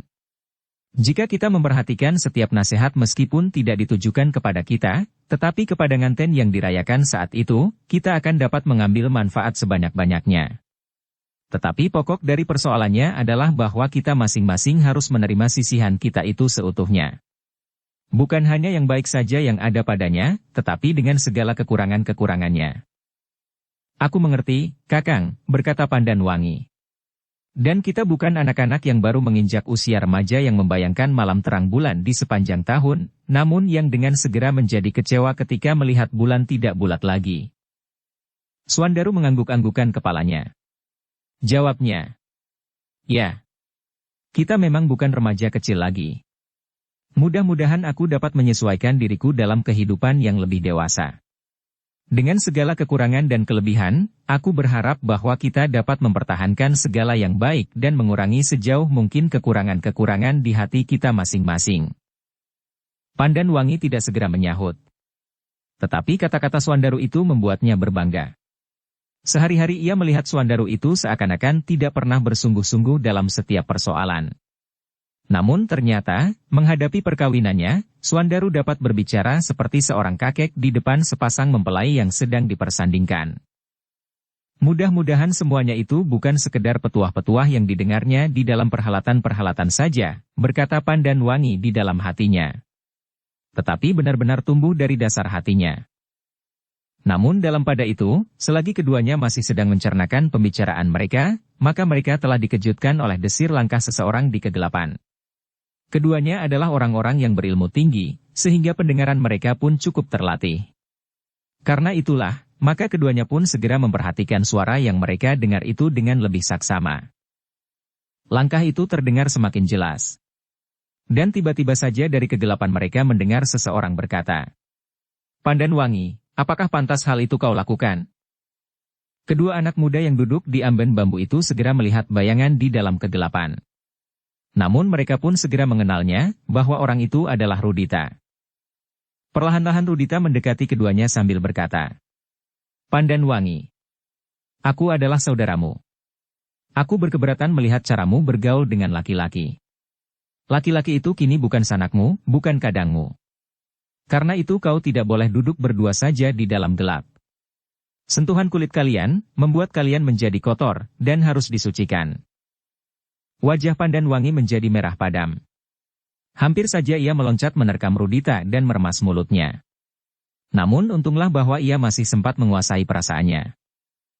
Rudita yang sudah berdiri di hadapan mereka sambil bertolak pinggang berkata, Pandanwangi, kau adalah contoh dari setiap gadis di tanah perdikan ini. Jika anak gadis kepala tanah perdikannya saja berbuat seperti itu, apakah yang akan dilakukan oleh gadis-gadis yang lain? Rudita, jawab Pandanwangi yang berusaha menahan hati itu. Berbicaralah yang agak baik. Apakah yang salah padaku sekarang? Apakah salahnya aku duduk di sini bersama Kakang Swandaru? Kau sudah melanggar pantangan bagi seorang gadis. Rudita, berkata Pandanwangi kemudian.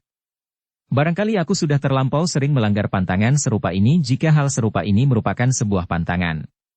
Aku dibentuk oleh ayah menjadi seorang gadis yang memang agak lain dari gadis yang lain. Aku oleh ayah diperkenankan pergi berburu dan bermalam di perburuan. Aku adalah satu-satunya perempuan di perburuan itu. Tentu di hutan perburuan aku selalu duduk bersama dengan lebih dari 3-4 orang laki-laki pengiringku. Soalnya berbeda, sahut Rudita. Kau benar-benar tidak mempunyai sentuhan apapun dengan laki-laki itu. Lahir dan batin. Tetapi dengan Swandaru, kau telah bersentuhan jasmaniah dan rohaniah. Itu adalah perbuatan terlarang sebelum kalian menjadi pasangan suami istri yang sah. Ah! Pandanwangi berdesah. Kau jangan membuat keributan Rudita. Aku berterima kasih jika kau memperingatkan kesalahanku. Tetapi jangan berbicara terlalu tajam. Kata-kata bagi seseorang dapat berpengaruh baik tetapi juga dapat berpengaruh buruk bagi diri sendiri. Apa yang aku katakan? Bertanya Rudita. Memang mungkin tidak menyenangkan bagimu.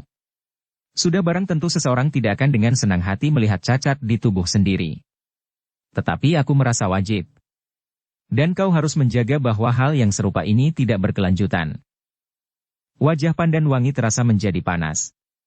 Namun ia masih tetap bertahan untuk tidak berbuat sesuatu yang dapat menimbulkan persoalan lebih jauh karena orang tua Rudita itu pun sedang menjadi tamu ayahnya pula. Namun yang mencemaskannya adalah Suandaru yang masih berdiam diri. Pandan Wangi sedikit banyak mengenal watak Suandaru. Karena itu, jika anak muda yang gemuk itu menjadi jengkel, maka ia akan dapat berbuat sesuatu yang dapat menumbuhkan keributan dan bahkan mungkin akan berkepanjangan. Karena itu, maka Pandan Wangi itu pun berkata, Rudita, aku berterima kasih. Sekarang, barangkali ibumu mencarimu. Aku pun akan segera pergi ke dapur untuk menyiapkan makan kita. Kau harus pergi lebih dahulu, berkata Rudita. Jika tidak, maka sepeninggalku kau dapat berbuat apa saja di dalam gelap. Rudita, apakah kau dengar suara para pelayan mencuci alat dapur di balik dinding ini?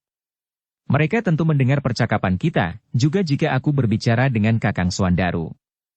Di sebelah kiri dari tempat duduk ini adalah sumur dan pakiwan.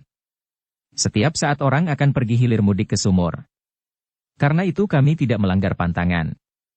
Terutama pantangan ayahku sendiri, karena yang berkuasa di dalam rumah ini adalah ayah. Selama aku belum melanggar perintah dan pantangannya, maka aku merasa bahwa aku masih dapat melakukannya. Wajah Rudita menjadi tegang, dan Pandan Wangi berkata selanjutnya. Ingat, ayahlah yang paling berkuasa di sini. Tidak hanya di rumah ini, tetapi di seluruh tanah perdikan menoreh. Karena itu, untuk mengukur apakah aku telah berbuat kesalahan di rumah ini dan di atas tanah perdikan ini, bertanyalah kepada ayahku. Katakan apa yang kau lihat, dan mintalah pendapatnya. Rudita menjadi semakin tegang. Dipandanginya wajah Pandan Wangi sejenak, kemudian wajah Suandaru yang hampir bulat itu. Bagi Rudita, kata-kata Pandan Wangi itu seolah-olah merupakan tantangan, bahwa gadis itu tidak akan mendengarkan semua pendapatnya. Pandan Wangi merasa bahwa apa yang dilakukannya itu masih belum melanggar pantangan. Karena itu, maka dirasa dadanya semakin lama menjadi semakin pepat. Kemanjaannya membuatnya menjadi sakit hati.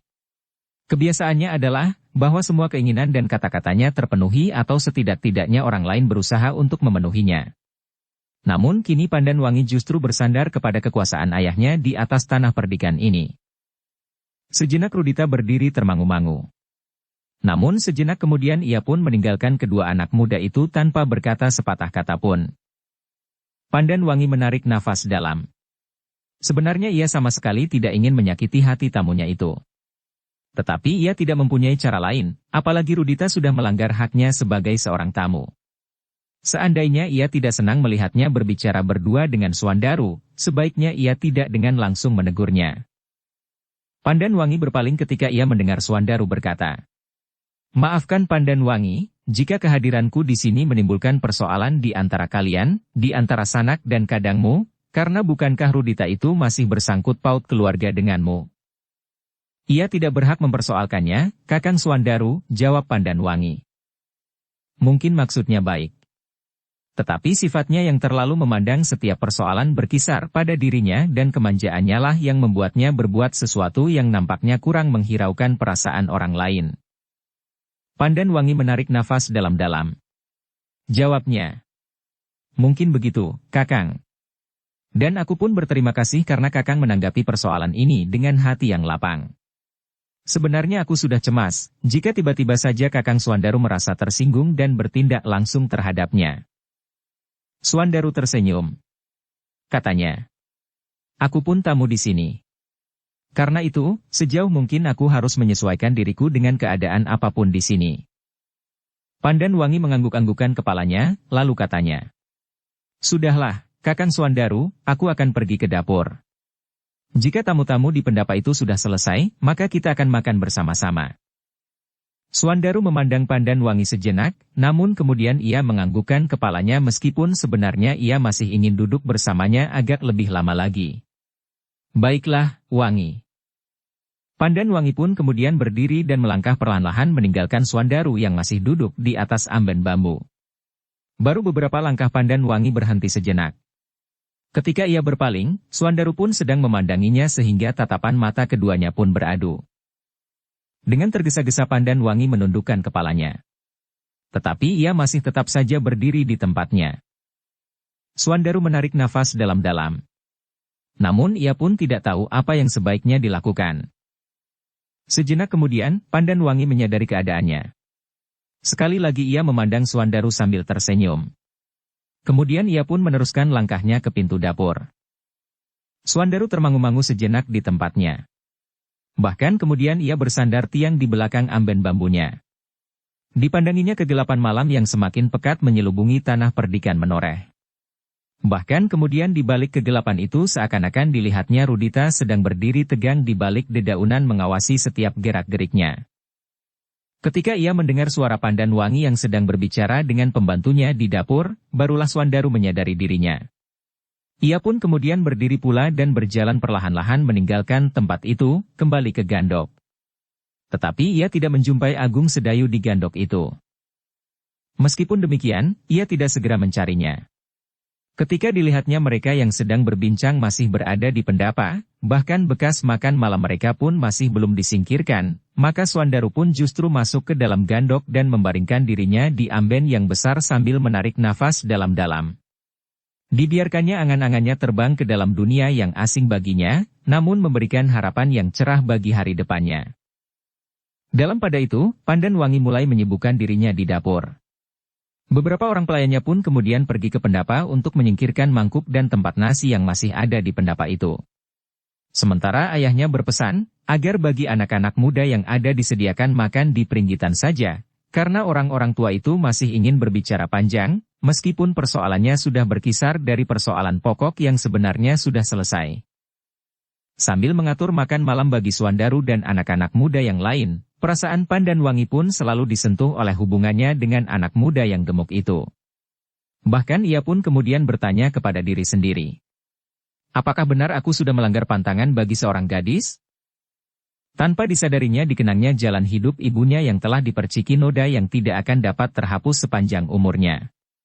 Tanpa dikehendakinya sendiri, ia membayangkan apa saja yang dilakukan ibunya. Pergaulan yang melanggar batas dan bahkan kehilangan kekang atas diri sendiri, sehingga lahirlah kakaknya Sidanti, bukan karena ayahnya Ki Argapati. Kelahiran yang sebenarnya tidak dikehendaki oleh Sidanti sendiri, sehingga karena itu, maka Sidanti tidak akan dapat dianggap bersalah oleh keadaannya itu. Diam-diam Pandan Wangi memperbandingkan hubungannya dengan Suandaru dengan apa yang pernah terjadi dengan ibunya, sehingga ia berkata di dalam hatinya. Aku tidak boleh mengulangi yang pernah terjadi dengan ibuku, agar aku tidak termasuk di dalam kata orang, bahwa kacang tidak dapat ingkar dari lanjaran. Tetapi aku juga tidak dapat membelenggu diriku di dalam bilik yang gelap, karena pada dasarnya ayah telah memberikan kebebasan kepadaku. Tetapi sudah barang tentu bahwa ia tidak ingin terluka sampai 2 kali oleh tusukan keadaan yang sama. Jika ibu pernah melukai hatinya, maka aku harus membuktikan bahwa aku dapat menjaga diriku sendiri. Meskipun demikian, kenangannya atas peristiwa yang pernah terjadi atas ibunya, telah membuatnya menjadi muram. Bahkan kadang-kadang ia terpaksa menghapus setitik air yang mengembang di pelupuknya, meskipun tidak seorang pun yang melihatnya. Pandan Wangi pun kemudian semakin menyibukkan diri dengan kerja di dapur menyiapkan makan malam tamu-tamunya dan dirinya sendiri di peringgitan. Pandan Wangi berusaha melupakan kepedihan hatinya itu. Sejenak kemudian, maka semuanya pun telah bersiap, prastawalah yang kemudian mencari Suandaru di Gandok, dan diketemukannya anak muda yang gemuk itu sedang berbaring. Hi, bukankah kau belum makan? Ia bertanya. Suandaru terkejut. Perlahan-lahan ia bangkit dan dilihatnya Prastawa telah berdiri di pintu. Ah, agaknya kau sedang melamun, sehingga kau tidak mendengar kedatanganku. Di medan kau dapat mendengar langkah seseorang pada jarak yang jauh. Ternyata di sini kau tidak mendengar langkahku sampai ke ambang pintu. Aku tertidur, jawab Suandaru. Hanya nampaknya kau tertidur. Tetapi angan-anganmu pasti sedang terbang sampai ke bintang. Suandaru tersenyum. Dibenahinya pakaiannya yang menjadi agak kusut. Prastawa pun kemudian mempersilahkannya pergi ke peringgitan. Kemudian dipanggilnya pula Agung Sedayu yang diketemukannya di gardu depan, dan ia masih harus mencari Rudita di gandok yang lain. "Makanlah sendiri," berkata Rudita. "Ah." Prastawa menyahut. "Sebaiknya kau pergi ke peringgitan. Kita makan bersama-sama. Biarlah Pandanwangi makan bersama anak yang gemuk itu." Prastawa menarik nafas dalam-dalam. "Aku malu mempunyai seorang saudara perempuan seperti Pandanwangi. Ia duduk berdua di dalam kegelapan. Itu melanggar kesusilaan." Prastawa mengerutkan keningnya. Katanya, "Tetapi mereka tidak berbuat apa-apa. Mereka hanya duduk di amben yang kebetulan terlindung dari sinar lampu di serambi belakang. Itulah salah mereka. Tentu bukan sekedar kebetulan." Prastawa termangu-mangu sejenak. Namun kemudian katanya, "Sudahlah, jangan hiraukan mereka. Marilah kita makan. Aku memang tidak berkepentingan. Tetapi sebagai seorang yang tahu akan kesopanan dan kesusilaan, aku tidak dapat melihat hal serupa itu terjadi. Biarlah hal itu diselesaikan oleh orang-orang tua, oleh ayah mereka atau oleh siapapun juga. Oh, ternyata kau juga tidak bertanggung jawab. Ternyata kau bukan seorang pembina kesusilaan yang baik." Prastawa menarik nafas dalam-dalam. Namun kemudian ia menemukan jawab. "Aku mengerti. Memang sebaiknya mereka tidak melakukannya. Aku akan mencoba mencegahnya, justru karena aku adalah saudara sepupu Pandanwangi.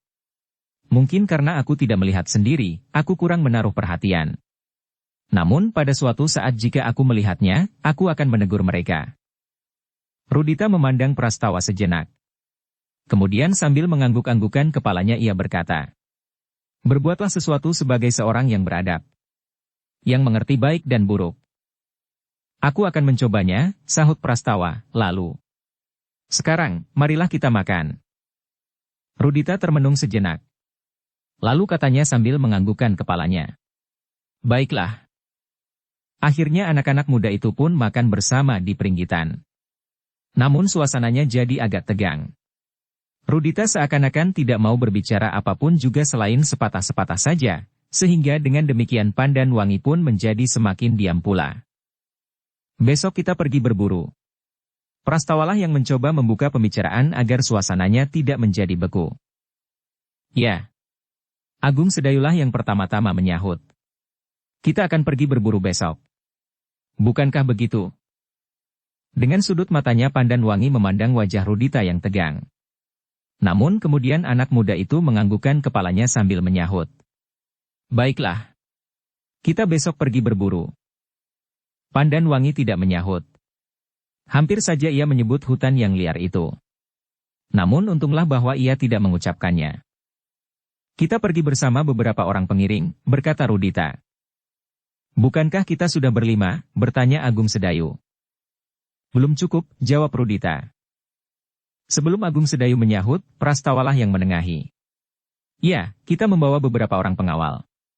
Seperti yang sudah kita bicarakan, di pinggir kali Praga itu sekarang tidak saja dihuni oleh binatang-binatang buas, tetapi juga orang-orang bersenjata yang tidak diketahui kedudukan dan asal-usulnya.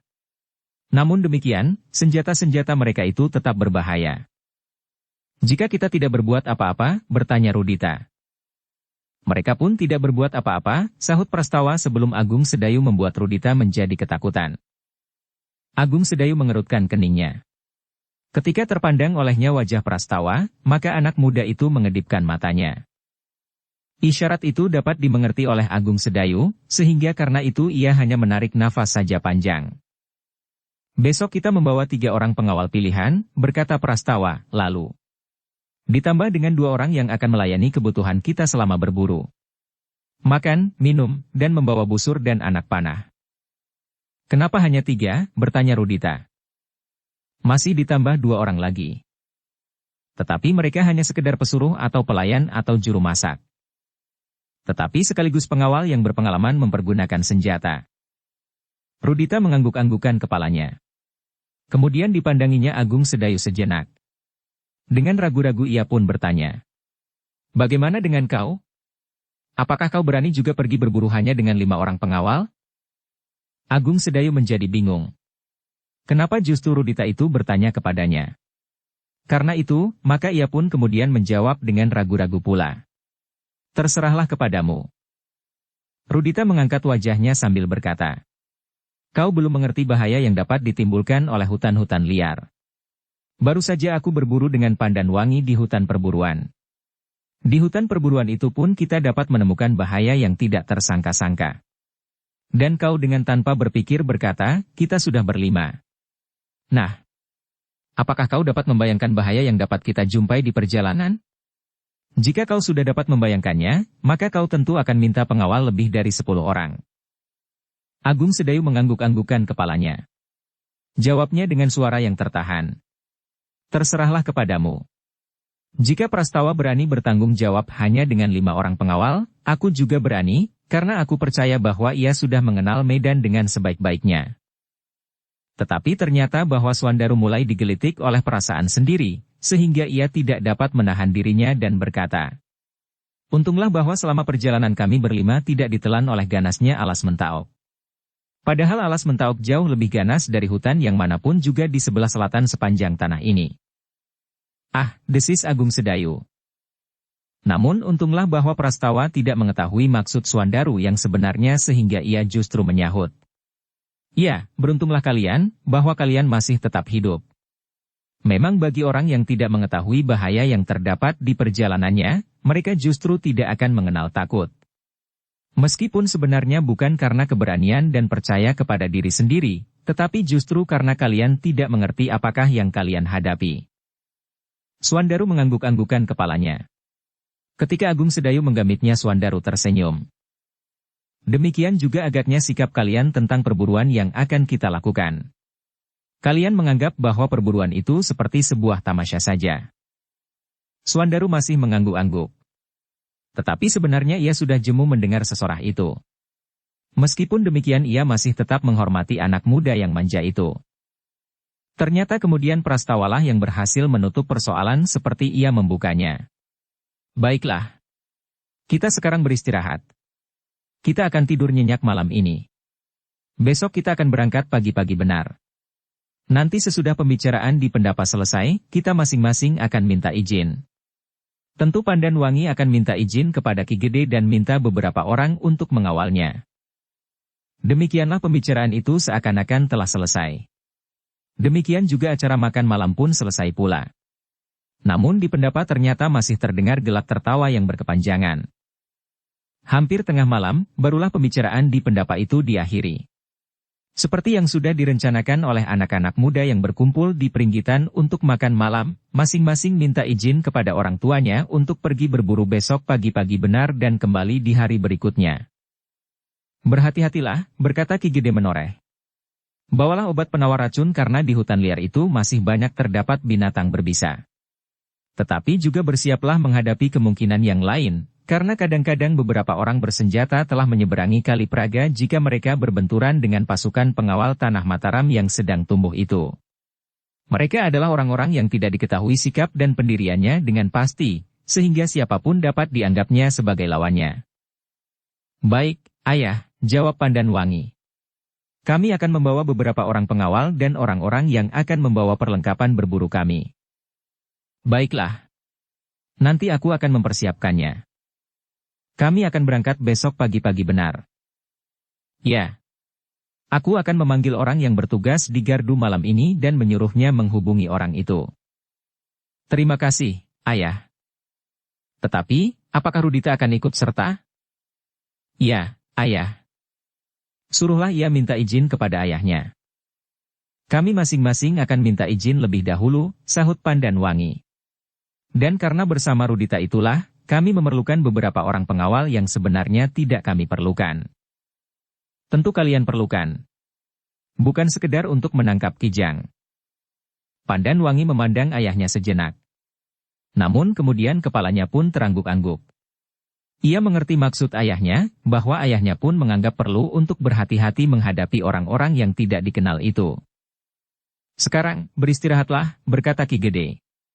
Aku akan memanggil peronda itu untuk menghubungi orang-orang yang akan aku tunjuk ikut di dalam perburuan itu. Agaknya perburuan memang menjadi suguhan yang menyenangkan bagi Agung Sedayu dan Suandaru. Mungkin juga Rudita. Pandan Wangi menggelengkan kepalanya, katanya. Rudita bukan seorang pemburu yang baik. Mungkin, desis ayahnya.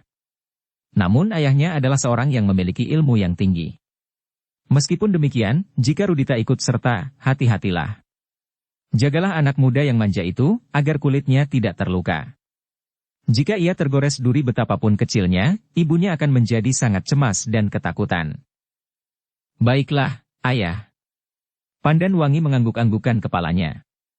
Sekarang aku akan tidur saja. Besok pagi-pagi aku akan berangkat. Demikianlah maka Pandan Wangi pun pergi ke dalam biliknya. Namun ia tidak segera dapat tertidur. Sebagai seorang gadis, maka ia pun berangan-angan tentang hari depannya. Apalagi setelah ayah Suandaru benar-benar datang ke tanah perdikan menoreh setelah sekian lama bagaikan hilang tidak ada kabar beritanya. Untunglah bahwa ayahnya termasuk seorang yang tabah, yang tidak segera goyah. Meskipun cukup lama Suandaru tidak ada kabar beritanya, namun ayahnya tetap percaya bahwa pada suatu saat anak muda itu akan kembali. Orang seperti Kiai Gringsing tentu dapat dipercaya kata-katanya. Dan sebenarnya lah bahwa akhirnya ayah Suandaru itu pun datang untuk melamarnya dengan resmi. Dalam pada itu, Agung Sedayu dan Suandaru pun telah minta izin kepada gurunya dan kepada Ki Demang untuk pergi berburu besok pagi-pagi bersama Pandan Wangi. Seperti yang didengarnya, maka dikatakannya pula, bahwa daerah di sebelah menyebelah Kali Praga memang sering dilalui oleh orang-orang yang tidak dikenal. Karena itulah maka mereka selain pergi berlima, akan pergi juga beberapa orang pengawal. Kiai Gringsing mengangguk-anggukkan kepalanya. Katanya, hati-hatilah. Jangan menyia-nyiakan waktu yang sebenarnya sangat berharga bagimu Suandaru. Aku mengerti, Guru. Tetapi ingat, jangan menyeberangi Kali Praga. Jika kebetulan kau bertemu dengan orang-orang bersenjata dan ternyata mereka adalah orang-orang Mataram yang belum kau kenal sehingga terjadi bentrokan senjata, maka kau akan membuat persoalan baru. Menurut dugaanku, orang-orang Mataram tidak akan menyeberang Kali Praga, sehingga jika ada sepasukan orang-orang bersenjata di sebelah barat Kali Praga, maka sudah tentu bukan orang-orang Mataram. Baik, Guru, jawab Agung Sedayu. Kami akan selalu menjaga diri. Kami tidak akan menyeberang ke timur kali ini. Baiklah. Jagalah dirimu baik-baik, pesan gurunya. Jangan membuat persoalan dengan siapapun juga di atas tanah perdikan ini Suandaru, pesan ayahnya. Tentu, ayah. Aku akan menjaga diriku baik-baik. Demikianlah maka kedua anak-anak muda itu pun pergi ke pembaringan. Berbeda dengan Pandan Wangi, maka keduanya tidak sekedar merenung. Suandaru mempunyai kawan berbincang untuk mengisi waktu sebelum matanya terpejam. Di bilik yang lain, Rudita ternyata tidak juga dapat tidur. Bermacam-macam persoalan mengganggu perasaannya. Betapapun ia mencoba mengusirnya, namun setiap kali bayangan-bayangan yang muram pun datang lagi hinggap di hatinya. Persetan, geramnya, lalu. Aku tidak peduli. Namun ternyata ia memerlukan waktu yang lama pula untuk dapat tertidur. Bahkan di dalam tidur pun Rudita masih juga diganggu oleh mimpi yang menyeramkan, seakan-akan seekor harimau sedang merunduk untuk menerkamnya. Untunglah ia segera terbangun sebelum mulutnya berteriak-teriak. Namun rasa-rasanya seluruh bulu-bulunya tegak berdiri. Ketika terlihat olehnya ayahnya tidur di pembaringan yang besar itu juga, maka hatinya pun menjadi tentram. Ketika kemudian ayam jantan berkokok, maka anak-anak muda di rumah Ki Gede itu pun sudah terbangun. Prastawa sudah sibuk mengisi jambangan pakiwan. Tanpa dimintanya Agung Sedayu pun ikut pula membantunya, menimba air untuk mengisi gentong di dapur. Sejenak kemudian anak-anak muda itu pun segera bersiap. Rudita pun segera mandi dan mempersiapkan diri. Demikian juga Agung Sedayu setelah selesai mengambil air. Sebelum matahari terbit, semuanya sudah siap di pendapa. Bahkan para pengawal pun telah siap pula.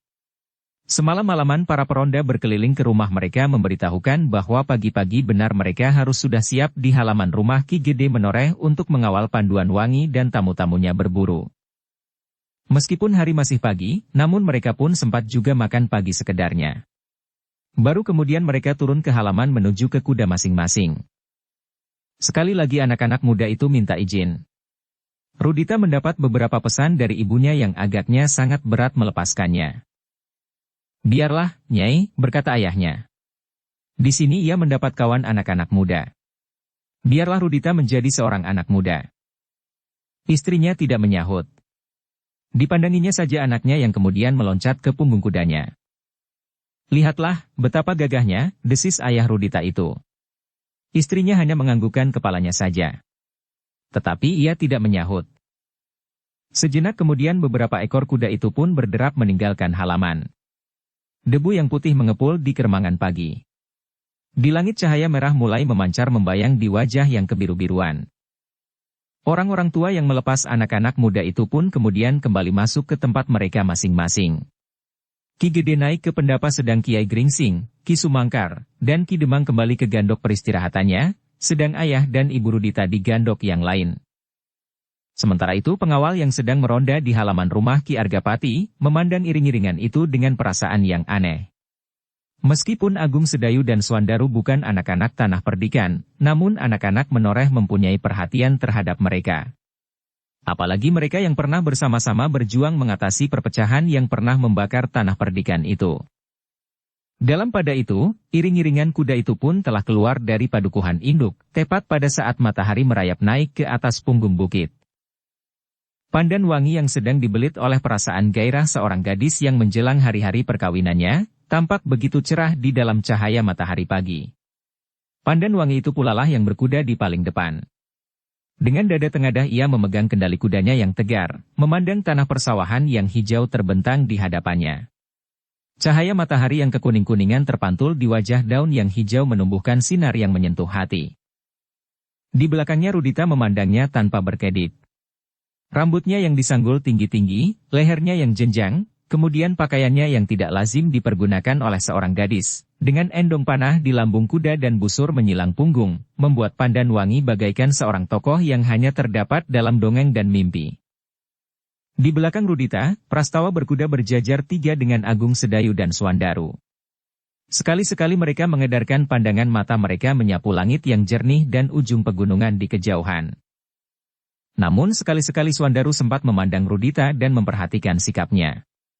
Namun ia selalu mencoba untuk tidak berprasangka, karena Rudita adalah masih ada hubungan darah dengan Pandan Wangi. Perjalanan ke hutan di pinggir Kali Praga itu merupakan perjalanan yang segar bagi Agung Sedayu dan Swandaru yang sudah lama tidak menjelajahi tanah perdikan ini. Sawah dan ladang yang luas, yang kadang-kadang masih diseling dengan hutan-hutan sempit yang sengaja dibiarkan untuk kepentingan masa depan tanah perdikan menoreh, jalan yang lebar dan dipagari oleh parit yang mengalirkan air yang jernih, pematang yang panjang dan lurus, ditumbuhi rerumputan yang hijau di sela-sela batang padi yang tumbuh dengan suburnya. Tanpa disadarinya Swandaru menarik nafas dalam-dalam. Ada sesuatu yang menyentuh hatinya. Tiba-tiba saja ia teringat kepada sangkal patung yang subur. Betapa suburnya menoreh, namun daerah di sebelah barat merupakan daerah pegunungan pada siang keras. Sedangkan sangkal putung adalah daerah perbekalan yang terbesar di bagian selatan, di sebelah timur alas Tambak Baya. Bahkan Prambanan tidak sesubur sangkal putung.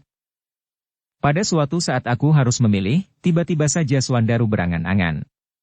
Apakah aku harus menangani tanah perdikan menoreh ini, atau aku harus berada di kampung halaman kelahiranku? Sudah barang tentu aku tidak akan dapat berada di kedua tempat ini bersama-sama. Jika aku berdiri sebagai menantu Ki Argapati, maka aku adalah orang yang melakukan tugas Pandan Wangi, sebagai kepala tanah perdikan menoreh. Tetapi dengan demikian aku harus meninggalkan sangkal putung. Daerah yang selama ini merupakan tanah yang memberiku segala macam kebutuhan hidupku, dan yang selama ini telah dibina oleh ayah serta seluruh rakyatnya yang baik. Yang sudah dipertahankan dengan segala pengorbanan dari bahaya kehancuran pada saat Tohpati berada di daerah selatan ini. Jika aku berada di sini, maka tugasku di sangkal putung akan melimpah kepada Sekar Mirah, dan itu berarti akan jatuh di pundak Kakang Agung Sedayu. Swandaru menarik nafas dalam-dalam. Ternyata ia akan menghadapi persoalan, di mana ia harus menjatuhkan pilihan. Tetapi itu masih cukup lama. Selama Ki Gede Menoreh masih dapat menjalankan tugasnya, maka hal itu belum akan menjadi persoalan yang penting bagiku. Juga selama ayah masih tetap berada di tempatnya, maka semuanya masih akan berjalan seperti biasa. Namun memang akan datang saatnya aku harus memikirkannya. Tanpa disadarinya Swandaru memandang kepada Agung Sedayu yang berkuda di sebelah Prastawa. Namun jantung Swandaru bergetar ketika ia melihat Prastawa yang berkuda sambil memandang lurus ke depan. Ia adalah kemanakan Ki Gede Menoreh. Jika ia tidak mau menerima jabatan Ki Gede Menoreh, karena ia memberatkan kampung halamannya, maka itu berarti bahwa kekuasaan Menoreh akan jatuh ke tangan Ki Argajaya, ayah Prastawa. Dan itu akan berarti pula bahwa arus kekuasaan itu akan sampai kepada Prastawa. Tidak kepada orang lain. Swandaru menggeleng-gelengkan kepalanya. Ia ingin mengusir persoalan itu. Persoalan yang belum waktunya dipikirkannya sekarang. Namun bagaimanapun juga persoalan itu masih saja membayanginya. Aku tidak peduli, geramnya di dalam hati. Dan Swandaru itu pun kemudian melemparkan pandangan matanya jauh-jauh. Dengan sepenuh niat ia ingin melupakan persoalan itu dan memandang ujung-ujung pepohonan yang hijau berkilat di tempat cahaya matahari pagi. Apakah perjalanan ini masih jauh? Tiba-tiba saja Swandaru bertanya untuk melepaskan kepepatan di dadanya. Yang mendengar pertanyaan itu menjadi heran. Swandaru pernah berada di tanah perdikan ini, sehingga seharusnya sudah mengetahui bahwa perjalanan mereka itu baru saja mulai. Pertanyaanmu aneh, desis Agung Sedayu. Anaknya yang kemudian meloncat ke punggung kudanya. Oh, Swandaru tidak dapat menahan tertawanya tetapi kali ini ia mentertawakan dirinya sendiri. Karena itu dengan tergesa-gesa ia berkata, maksudku, apakah kita akan langsung pergi ke hutan liar itu, atau kita akan beristirahat dahulu sambil melihat-lihat hutan-hutan kecil yang bertebaran itu? Hutan-hutan itu sudah kosong. Pandan Wangilah yang menyahut. Yang ada hanyalah tikus-tikus tanah. Namun dengan demikian, kadang-kadang dapat menimbulkan bencana bagi tanaman. Oh, Swandaru mengangguk-anggukan kepalanya. Apakah tidak ada usaha untuk mengatasinya? Tentu. Dan usaha itu nampaknya akan berhasil.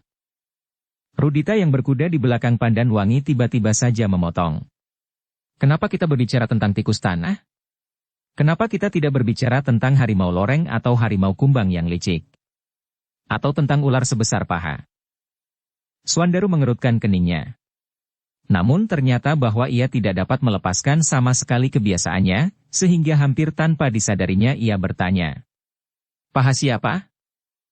Rudita berpaling mendengar pertanyaan itu. Wajahnya menegang. Ia merasa bahwa Swandaru sedang mempermainkannya. Tetapi Swandaru menundukkan kepalanya, sedang Prastawa mencoba menyembunyikan tertawanya yang ditahan-tahannya sekuat tenaga. Bahkan Pandan Wangi yang berkuda di paling depan pun tersenyum. Demikian juga para pengawal yang mendengar pertanyaan itu. Bahkan salah seorang dari mereka berbisik. Paha anak-anak. Bahkan bayi. Kawannya tidak menjawab. Mereka mengerti bahwa Rudita sama sekali bukan seorang pemburu yang baik. Bahkan ia masih harus berteriak-teriak memanggil ketika Pandan Wangi memburu kijang di hutan perburuan kemarin. Ketika Swandaru itu kemudian berpaling memandang Agung Sedayu, dilihatnya anak muda itu menggeleng-gelengkan kepalanya. Dan Swandaru pun mendekatinya sambil berbisik. Aku benar-benar tidak sengaja, Kakang. Itulah. Kau biasa melepaskan setiap kata yang kau pikirkan. Anak itu tentu tersinggung. Begitu saja kata-kata itu terlontar dari bibirku. Swandaru berhenti sejenak lalu. Sebenarnya aku agak bosan mendengar kata-katanya. Kau tidak mau melihat alasan, kenapa ia berkata begitu? Swandaru mengerutkan keningnya. Lalu ia pun bertanya. Apakah alasannya? Untuk menyombongkan diri? Ya, tetapi bukan semata-mata karena ia sombong, jawab Agung Sedayu. Ternyata ia merasa betapa dirinya terlampau kecil sehingga ia perlu membusungkan dadanya, agar ia dapat seimbang dengan kebesaran pribadi Pandan Wangi. Kenapa Pandan Wangi? Mempergunakan senjata. Bukankah ia merasa bahwa masih ada hubungan keluarga dengan gadis itu betapapun jauh jaraknya? Karena itulah, maka ia harus seimbang dengan pribadi Pandan Wangi. Apalagi ia seorang laki-laki, sedang Pandan Wangi seorang gadis. Selain dari itu, ayahnya pun termasuk orang terpandang, sehingga ia perlu menyesuaikan dirinya. Swandaru mengangguk-anggukan kepalanya. Hatinya yang kecil jangan kau injak sama sekali, berkata Agung Sedayu pula. Cobalah kendalikan kebiasaanmu itu. Suandaru mengangguk-anggukan kepalanya. Katanya, baik. Baik. Aku akan mengendalikan kebiasaanku ini.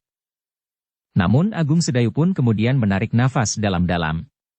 Gurunya pun kadang-kadang berbuat sesuatu yang aneh menurut tanggapan kebanyakan orang, meskipun maksudnya jauh lebih jelas dan bermanfaat dari sekedar letupan hati Suandaru. Samar-samar teringat oleh Agung Sedayu, bagaimana gurunya itu mengenakan topeng dan menegurnya sebagai seorang pertapa ketika ia terjun ke dalam parit, karena ia dicengkam oleh ketakutan tiada taranya selagi dikejar oleh alap-alap Jalatunda selagi ia meneruskan tugas kakaknya Untara. Begitu juga permainan gurunya di hutan Tambak Baya selagi ia bertiga pergi ke alas Mentaok bersama Suandaru dan Raden Sutawijaya. Suandaru memang merupakan tanah yang subur bagi benih yang ditaburkan oleh gurunya itu, dengan sikap yang kadang-kadang aneh. Namun keterbukaan sifat Suandaru membuat sikap yang aneh itu kadang-kadang terlampau langsung dan menyinggung orang lain. Sejenak kemudian mereka saling berdiam diri. Pandan Wangi masih tetap berkuda di paling depan. Rudita yang di belakangnya kadang-kadang masih saja berpaling memandang Suandaru. Tetapi Suandaru selalu menghindari tatapan mata itu. Jangan hiraukan, tiba-tiba saja Prastawa berdesis. Suandaru menganggukkan kepalanya. Jawabnya, ya. Aku justru sedang menghiraukan darah ini. Aku tidak tahu, kenapa hutan-hutan kecil itu tidak dibuka sama sekali. Sebuah persediaan di masa mendatang. Pada saatnya kita akan kekurangan tanah garapan. Padahal sementara ini kita sudah cukup. Suandaru mengerutkan keningnya, katanya. Apakah jika kita sudah cukup, kita harus berhenti? Bukan berhenti. Tetapi kami justru menyediakan tanah itu buat perkembangan di masa datang. Ternyata Suandaru, anak laki-laki seorang Demang yang kelak akan menggantikan kedudukannya itu mempunyai sikap tersendiri. Karena itu, maka katanya.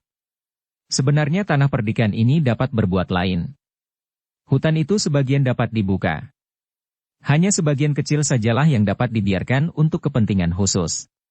Meskipun saat ini lahan pertanian bagi tanah perdikan ini sudah cukup, namun alangkah baiknya jika hutan-hutan itu dapat digarap sebagai tanah pertanian. Jika ada kelebihan hasil sawah, maka hasil sawah itu dapat dijual atau ditukar dengan kebutuhan-kebutuhan lain yang akan menjadi kebutuhan tanah perdikan ini meskipun tidak sekarang, tetapi masa depan. Dengan demikian maka tanah perdikan ini sudah mempunyai tabungan yang bermanfaat bagi masa mendatang. Prastawa mengerutkan keningnya. Dan Suandaru berkata seterusnya. Ada baiknya kita bekerja keras sekarang. Jika kita sudah mendapat sesuap nasi, bukan berarti kita sudah harus puas. Tetapi tidak ada salahnya jika masih ada waktu kita mengumpulkan 2 suap nasi. Yang sesuap untuk kepentingan-kepentingan lain bagi kesejahteraan hidup kita. Prastawa masih mengangguk-anggukan kepalanya. Lalu katanya, bagus sekali. Mungkin kelak tanah perdikan ini akan berbuat demikian. Sisa tenaga yang ada sekarang, daripada sekedar untuk termenung di pojok padukuhan atau berbincang tentang hal yang tidak bermanfaat, ada baiknya dipergunakan untuk membuat hutan-hutan yang berserakan itu menjadi tanah garapan, setelah diperhitungkan berapa banyaknya yang harus disisakan, sehingga tanah itu dapat merupakan jaminan bagi masa datang. Bukan sekedar persediaan. Begitulah. Kecuali jika tenaga kita sekarang memang sudah tidak mampu lagi, sehingga kita harus menunggu perkembangan. Prastawa hanya mengangguk-anggukkan kepalanya saja. Ketika ia menengadahkan wajahnya, maka dilihatnya matahari menjadi semakin tinggi. Sedang dalam pada itu Agung Sedayu sudah berada agak di depan mereka, tepat di belakang Rudita. Demikianlah perjalanan itu pun semakin lama menjadi semakin jauh dari induk tanah perdikan. Matahari pun menjadi semakin tinggi memanjat langit, sehingga dedaunan yang hijau bagaikan menyala di kejauhan memantulkan cahaya matahari, yang mulai terasa panas di wajah kulit. Ketika Agung Sedayu melihat gerumbul-gerumbul perdu yang semakin lebat, maka ia pun memperlambat kudanya dan kemudian kepada Prastawa itu berkata, bukankah kita sudah mendekati tujuan? Ya. Di seberang hutan perdu inilah kita mendapatkan sebuah lapangan pasir yang agak luas, sampai ke tepian Kali Praga. Jika begitu, bukankah hutan yang tampak itulah yang akan kita tuju? Hutan perburuan? Tanya Agung Sedayu. Iya, bukankah kita akan berburu? Tetapi bukankah kita ingin berburu di hutan yang masih liar? Tidak di hutan perburuan itu. Oh, jika demikian, kemana kita akan pergi? Kita tidak langsung sampai ke tepian. Kita berbelok di pinggir hutan perdu itu dan kita akan sampai di hutan perburuan. Jika kita ingin beristirahat, kita beristirahat sebentar. Tetapi jika kita ingin langsung berburu di hutan yang liar itu, kita berjalan terus dan kita akan memasuki daerah yang semakin lama menjadi semakin lebat dengan jenis-jenis binatang hutan yang ganas. Agung Sedayu mengangguk-anggukkan kepalanya. Namun rasa-rasanya ia akan mendapatkan permainan yang mengasyikkan. Sudah lama ia tidak bermain-main dengan alat bidik. Kini ia membawa busur dan anak panah. Bagaimana rencana kita selanjutnya? Justru Agung Sedayulah yang kemudian bertanya. Apakah kita akan berhenti atau terus? Terserah kepada kita, jawab Prastawa.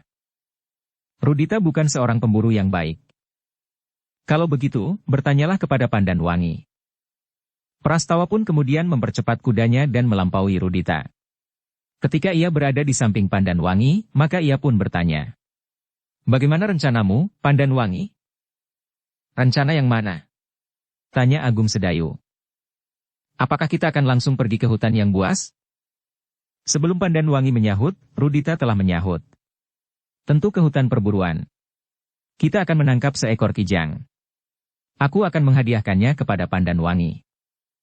Semua orang berpaling kepadanya. Pandanwangi memandanginya dengan heran. Namun Swandarulah yang kemudian bertanya. Bagaimana jika Pandanwangi yang mendapat lebih dahulu dari kita? Rudita mengerutkan keningnya. Lalu jawabnya. Tentu tidak. Ia tidak akan berbuat apa-apa. Ia akan menunggu kita mendapatkan seekor buatnya. Bagaimana jika Agung Sedayu yang mendapatkannya? Bertanya Prastawa. Semua yang kita dapatkan, akulah yang akan menyerahkannya kepada Pandanwangi. Itu sudah menjadi keputusanku. Tidak ada orang lain yang berhak atas hasil buruan ini, selain aku yang akan menyerahkannya kepada Pandanwangi. Swandaru dan Agung Sedayu berpandangan sejenak. Namun mereka pun tidak menghiraukannya lagi. Sikap itu bagaikan sikap anak yang sedang dalam pertumbuhannya, yang menganggap dirinya adalah pusat berkisarnya dunia. Karena itulah, maka justru mereka tidak memberi tanggapan apapun juga. Swandaru yang mempunyai sifat yang aneh itu pun kemudian berdiam diri. Pandanwangi yang juga mendengar rencana Rudita itu menjadi gelisah. Tetapi ia berterima kasih di dalam hati, bahwa anak-anak muda yang lain seakan-akan tidak berkeberatan atas keputusan yang telah diambil oleh Rudita itu, sehingga dengan demikian tidak timbul persoalan yang tegang di antara mereka. Dalam pada itu Prastawa pun bertanya pula kepada Pandanwangi karena Pandanwangi belum sempat menjawab. Jadi kemana kita, Pandanwangi? Jangan bertanya lagi, bentak Rudita. Aku sudah menjawab. Pandanwangi menarik nafas dalam-dalam. Namun ia pun berkata. Rudita. Aku ingin pergi ke hutan yang liar itu. Bukankah kita kemarin malam sudah membicarakannya? Aku tidak sependapat. Kita berburu di hutan perburuan. Memang ada dua macam daerah perburuan. Mereka yang berjiwa jantan akan memilih hutan yang liar itu, tetapi bagi yang berjiwa betina akan memilih hutan perburuan itu. Anehnya bahwa aku memilih hutan yang liar itu, bukan karena aku seorang gadis yang berjiwa jantan, tetapi hutan itu menyimpan binatang jauh lebih banyak dari hutan perburuan. Aku tidak mau pergi ke hutan yang liar itu, yang dikatakan masih dihuni oleh berbagai jenis harimau, ular, dan serangga-serangga berbisa. Sayang, bahwa kami akan pergi ke hutan itu. Ayah sudah membekali aku dengan obat pemunah racun. Dengan demikian berarti bahwa aku diperkenankannya memasuki hutan liar itu. Aku juga, tiba-tiba saja Swandaru menyahut. Guru telah memberikan sejenis obat pemunah racun. Jika salah seorang dari kita kena racun, maka obat itu dapat ditaburkan di luka yang terkena racun itu. Namun ada pula sejenis obat yang dapat kita minum. Rudita memandang Swandaru sejenak. Anak yang gemuk itu semakin lama semakin menjemukan baginya. Karena itu maka jawabnya. Jika kau sudah membawa obat itu dan akan pergi berburu ke hutan liar itu, pergilah. Ajaklah siapa saja yang ingin pergi. Tetapi rombongan ini akan berhenti di hutan perburuan itu. Keputusan ini tidak dapat diganggu-gugat. Swandaru yang gemuk itu mengangguk-anggukan kepalanya. Dan seperti acuh tidak acuh saja ia berkata. Baiklah. Jika demikian, siapakah yang akan ikut aku pergi berburu ke hutan liar itu? Menurut Rudita, rombongan kecil ini akan berhenti di hutan perburuan, sedang yang ingin ikut bersama aku, diberinya kesempatan. Sejenak mereka saling berpandangan. Tiba-tiba saja Agung Sedayu berdesis. Aku pergi bersama Swandaru. Itu urusanmu. Memang sebaiknya kalian berdua tidak pergi bersama kami. Tetapi tiba-tiba Prastawa pun berkata, aku pergi bersama Swandaru. Hutan perburuan tidak memberi kepuasan lagi bagi kita yang sudah terlalu sering berburu di dalamnya. Karena itu, mumpung kita berada di dalam suatu rombongan yang kuat, kita pergi berburu di hutan liar. Belum lagi Prastawa selesai berbicara, maka Pandanwangi telah berkata pula. Aku pun ikut bersama mereka yang pergi ke hutan liar itu. Keringat dingin membasahi tubuh Rudita seperti disiram dengan air. Wajahnya menjadi tegang dan dadanya bagaikan bergetar. Dipandanginya Pandanwangi dan Prastawa berganti-ganti. Dengan suara yang bergetar ia bertanya. Jadi kalian tidak lagi menuruti keputusan yang aku ambil? Bersambung ke bab 158.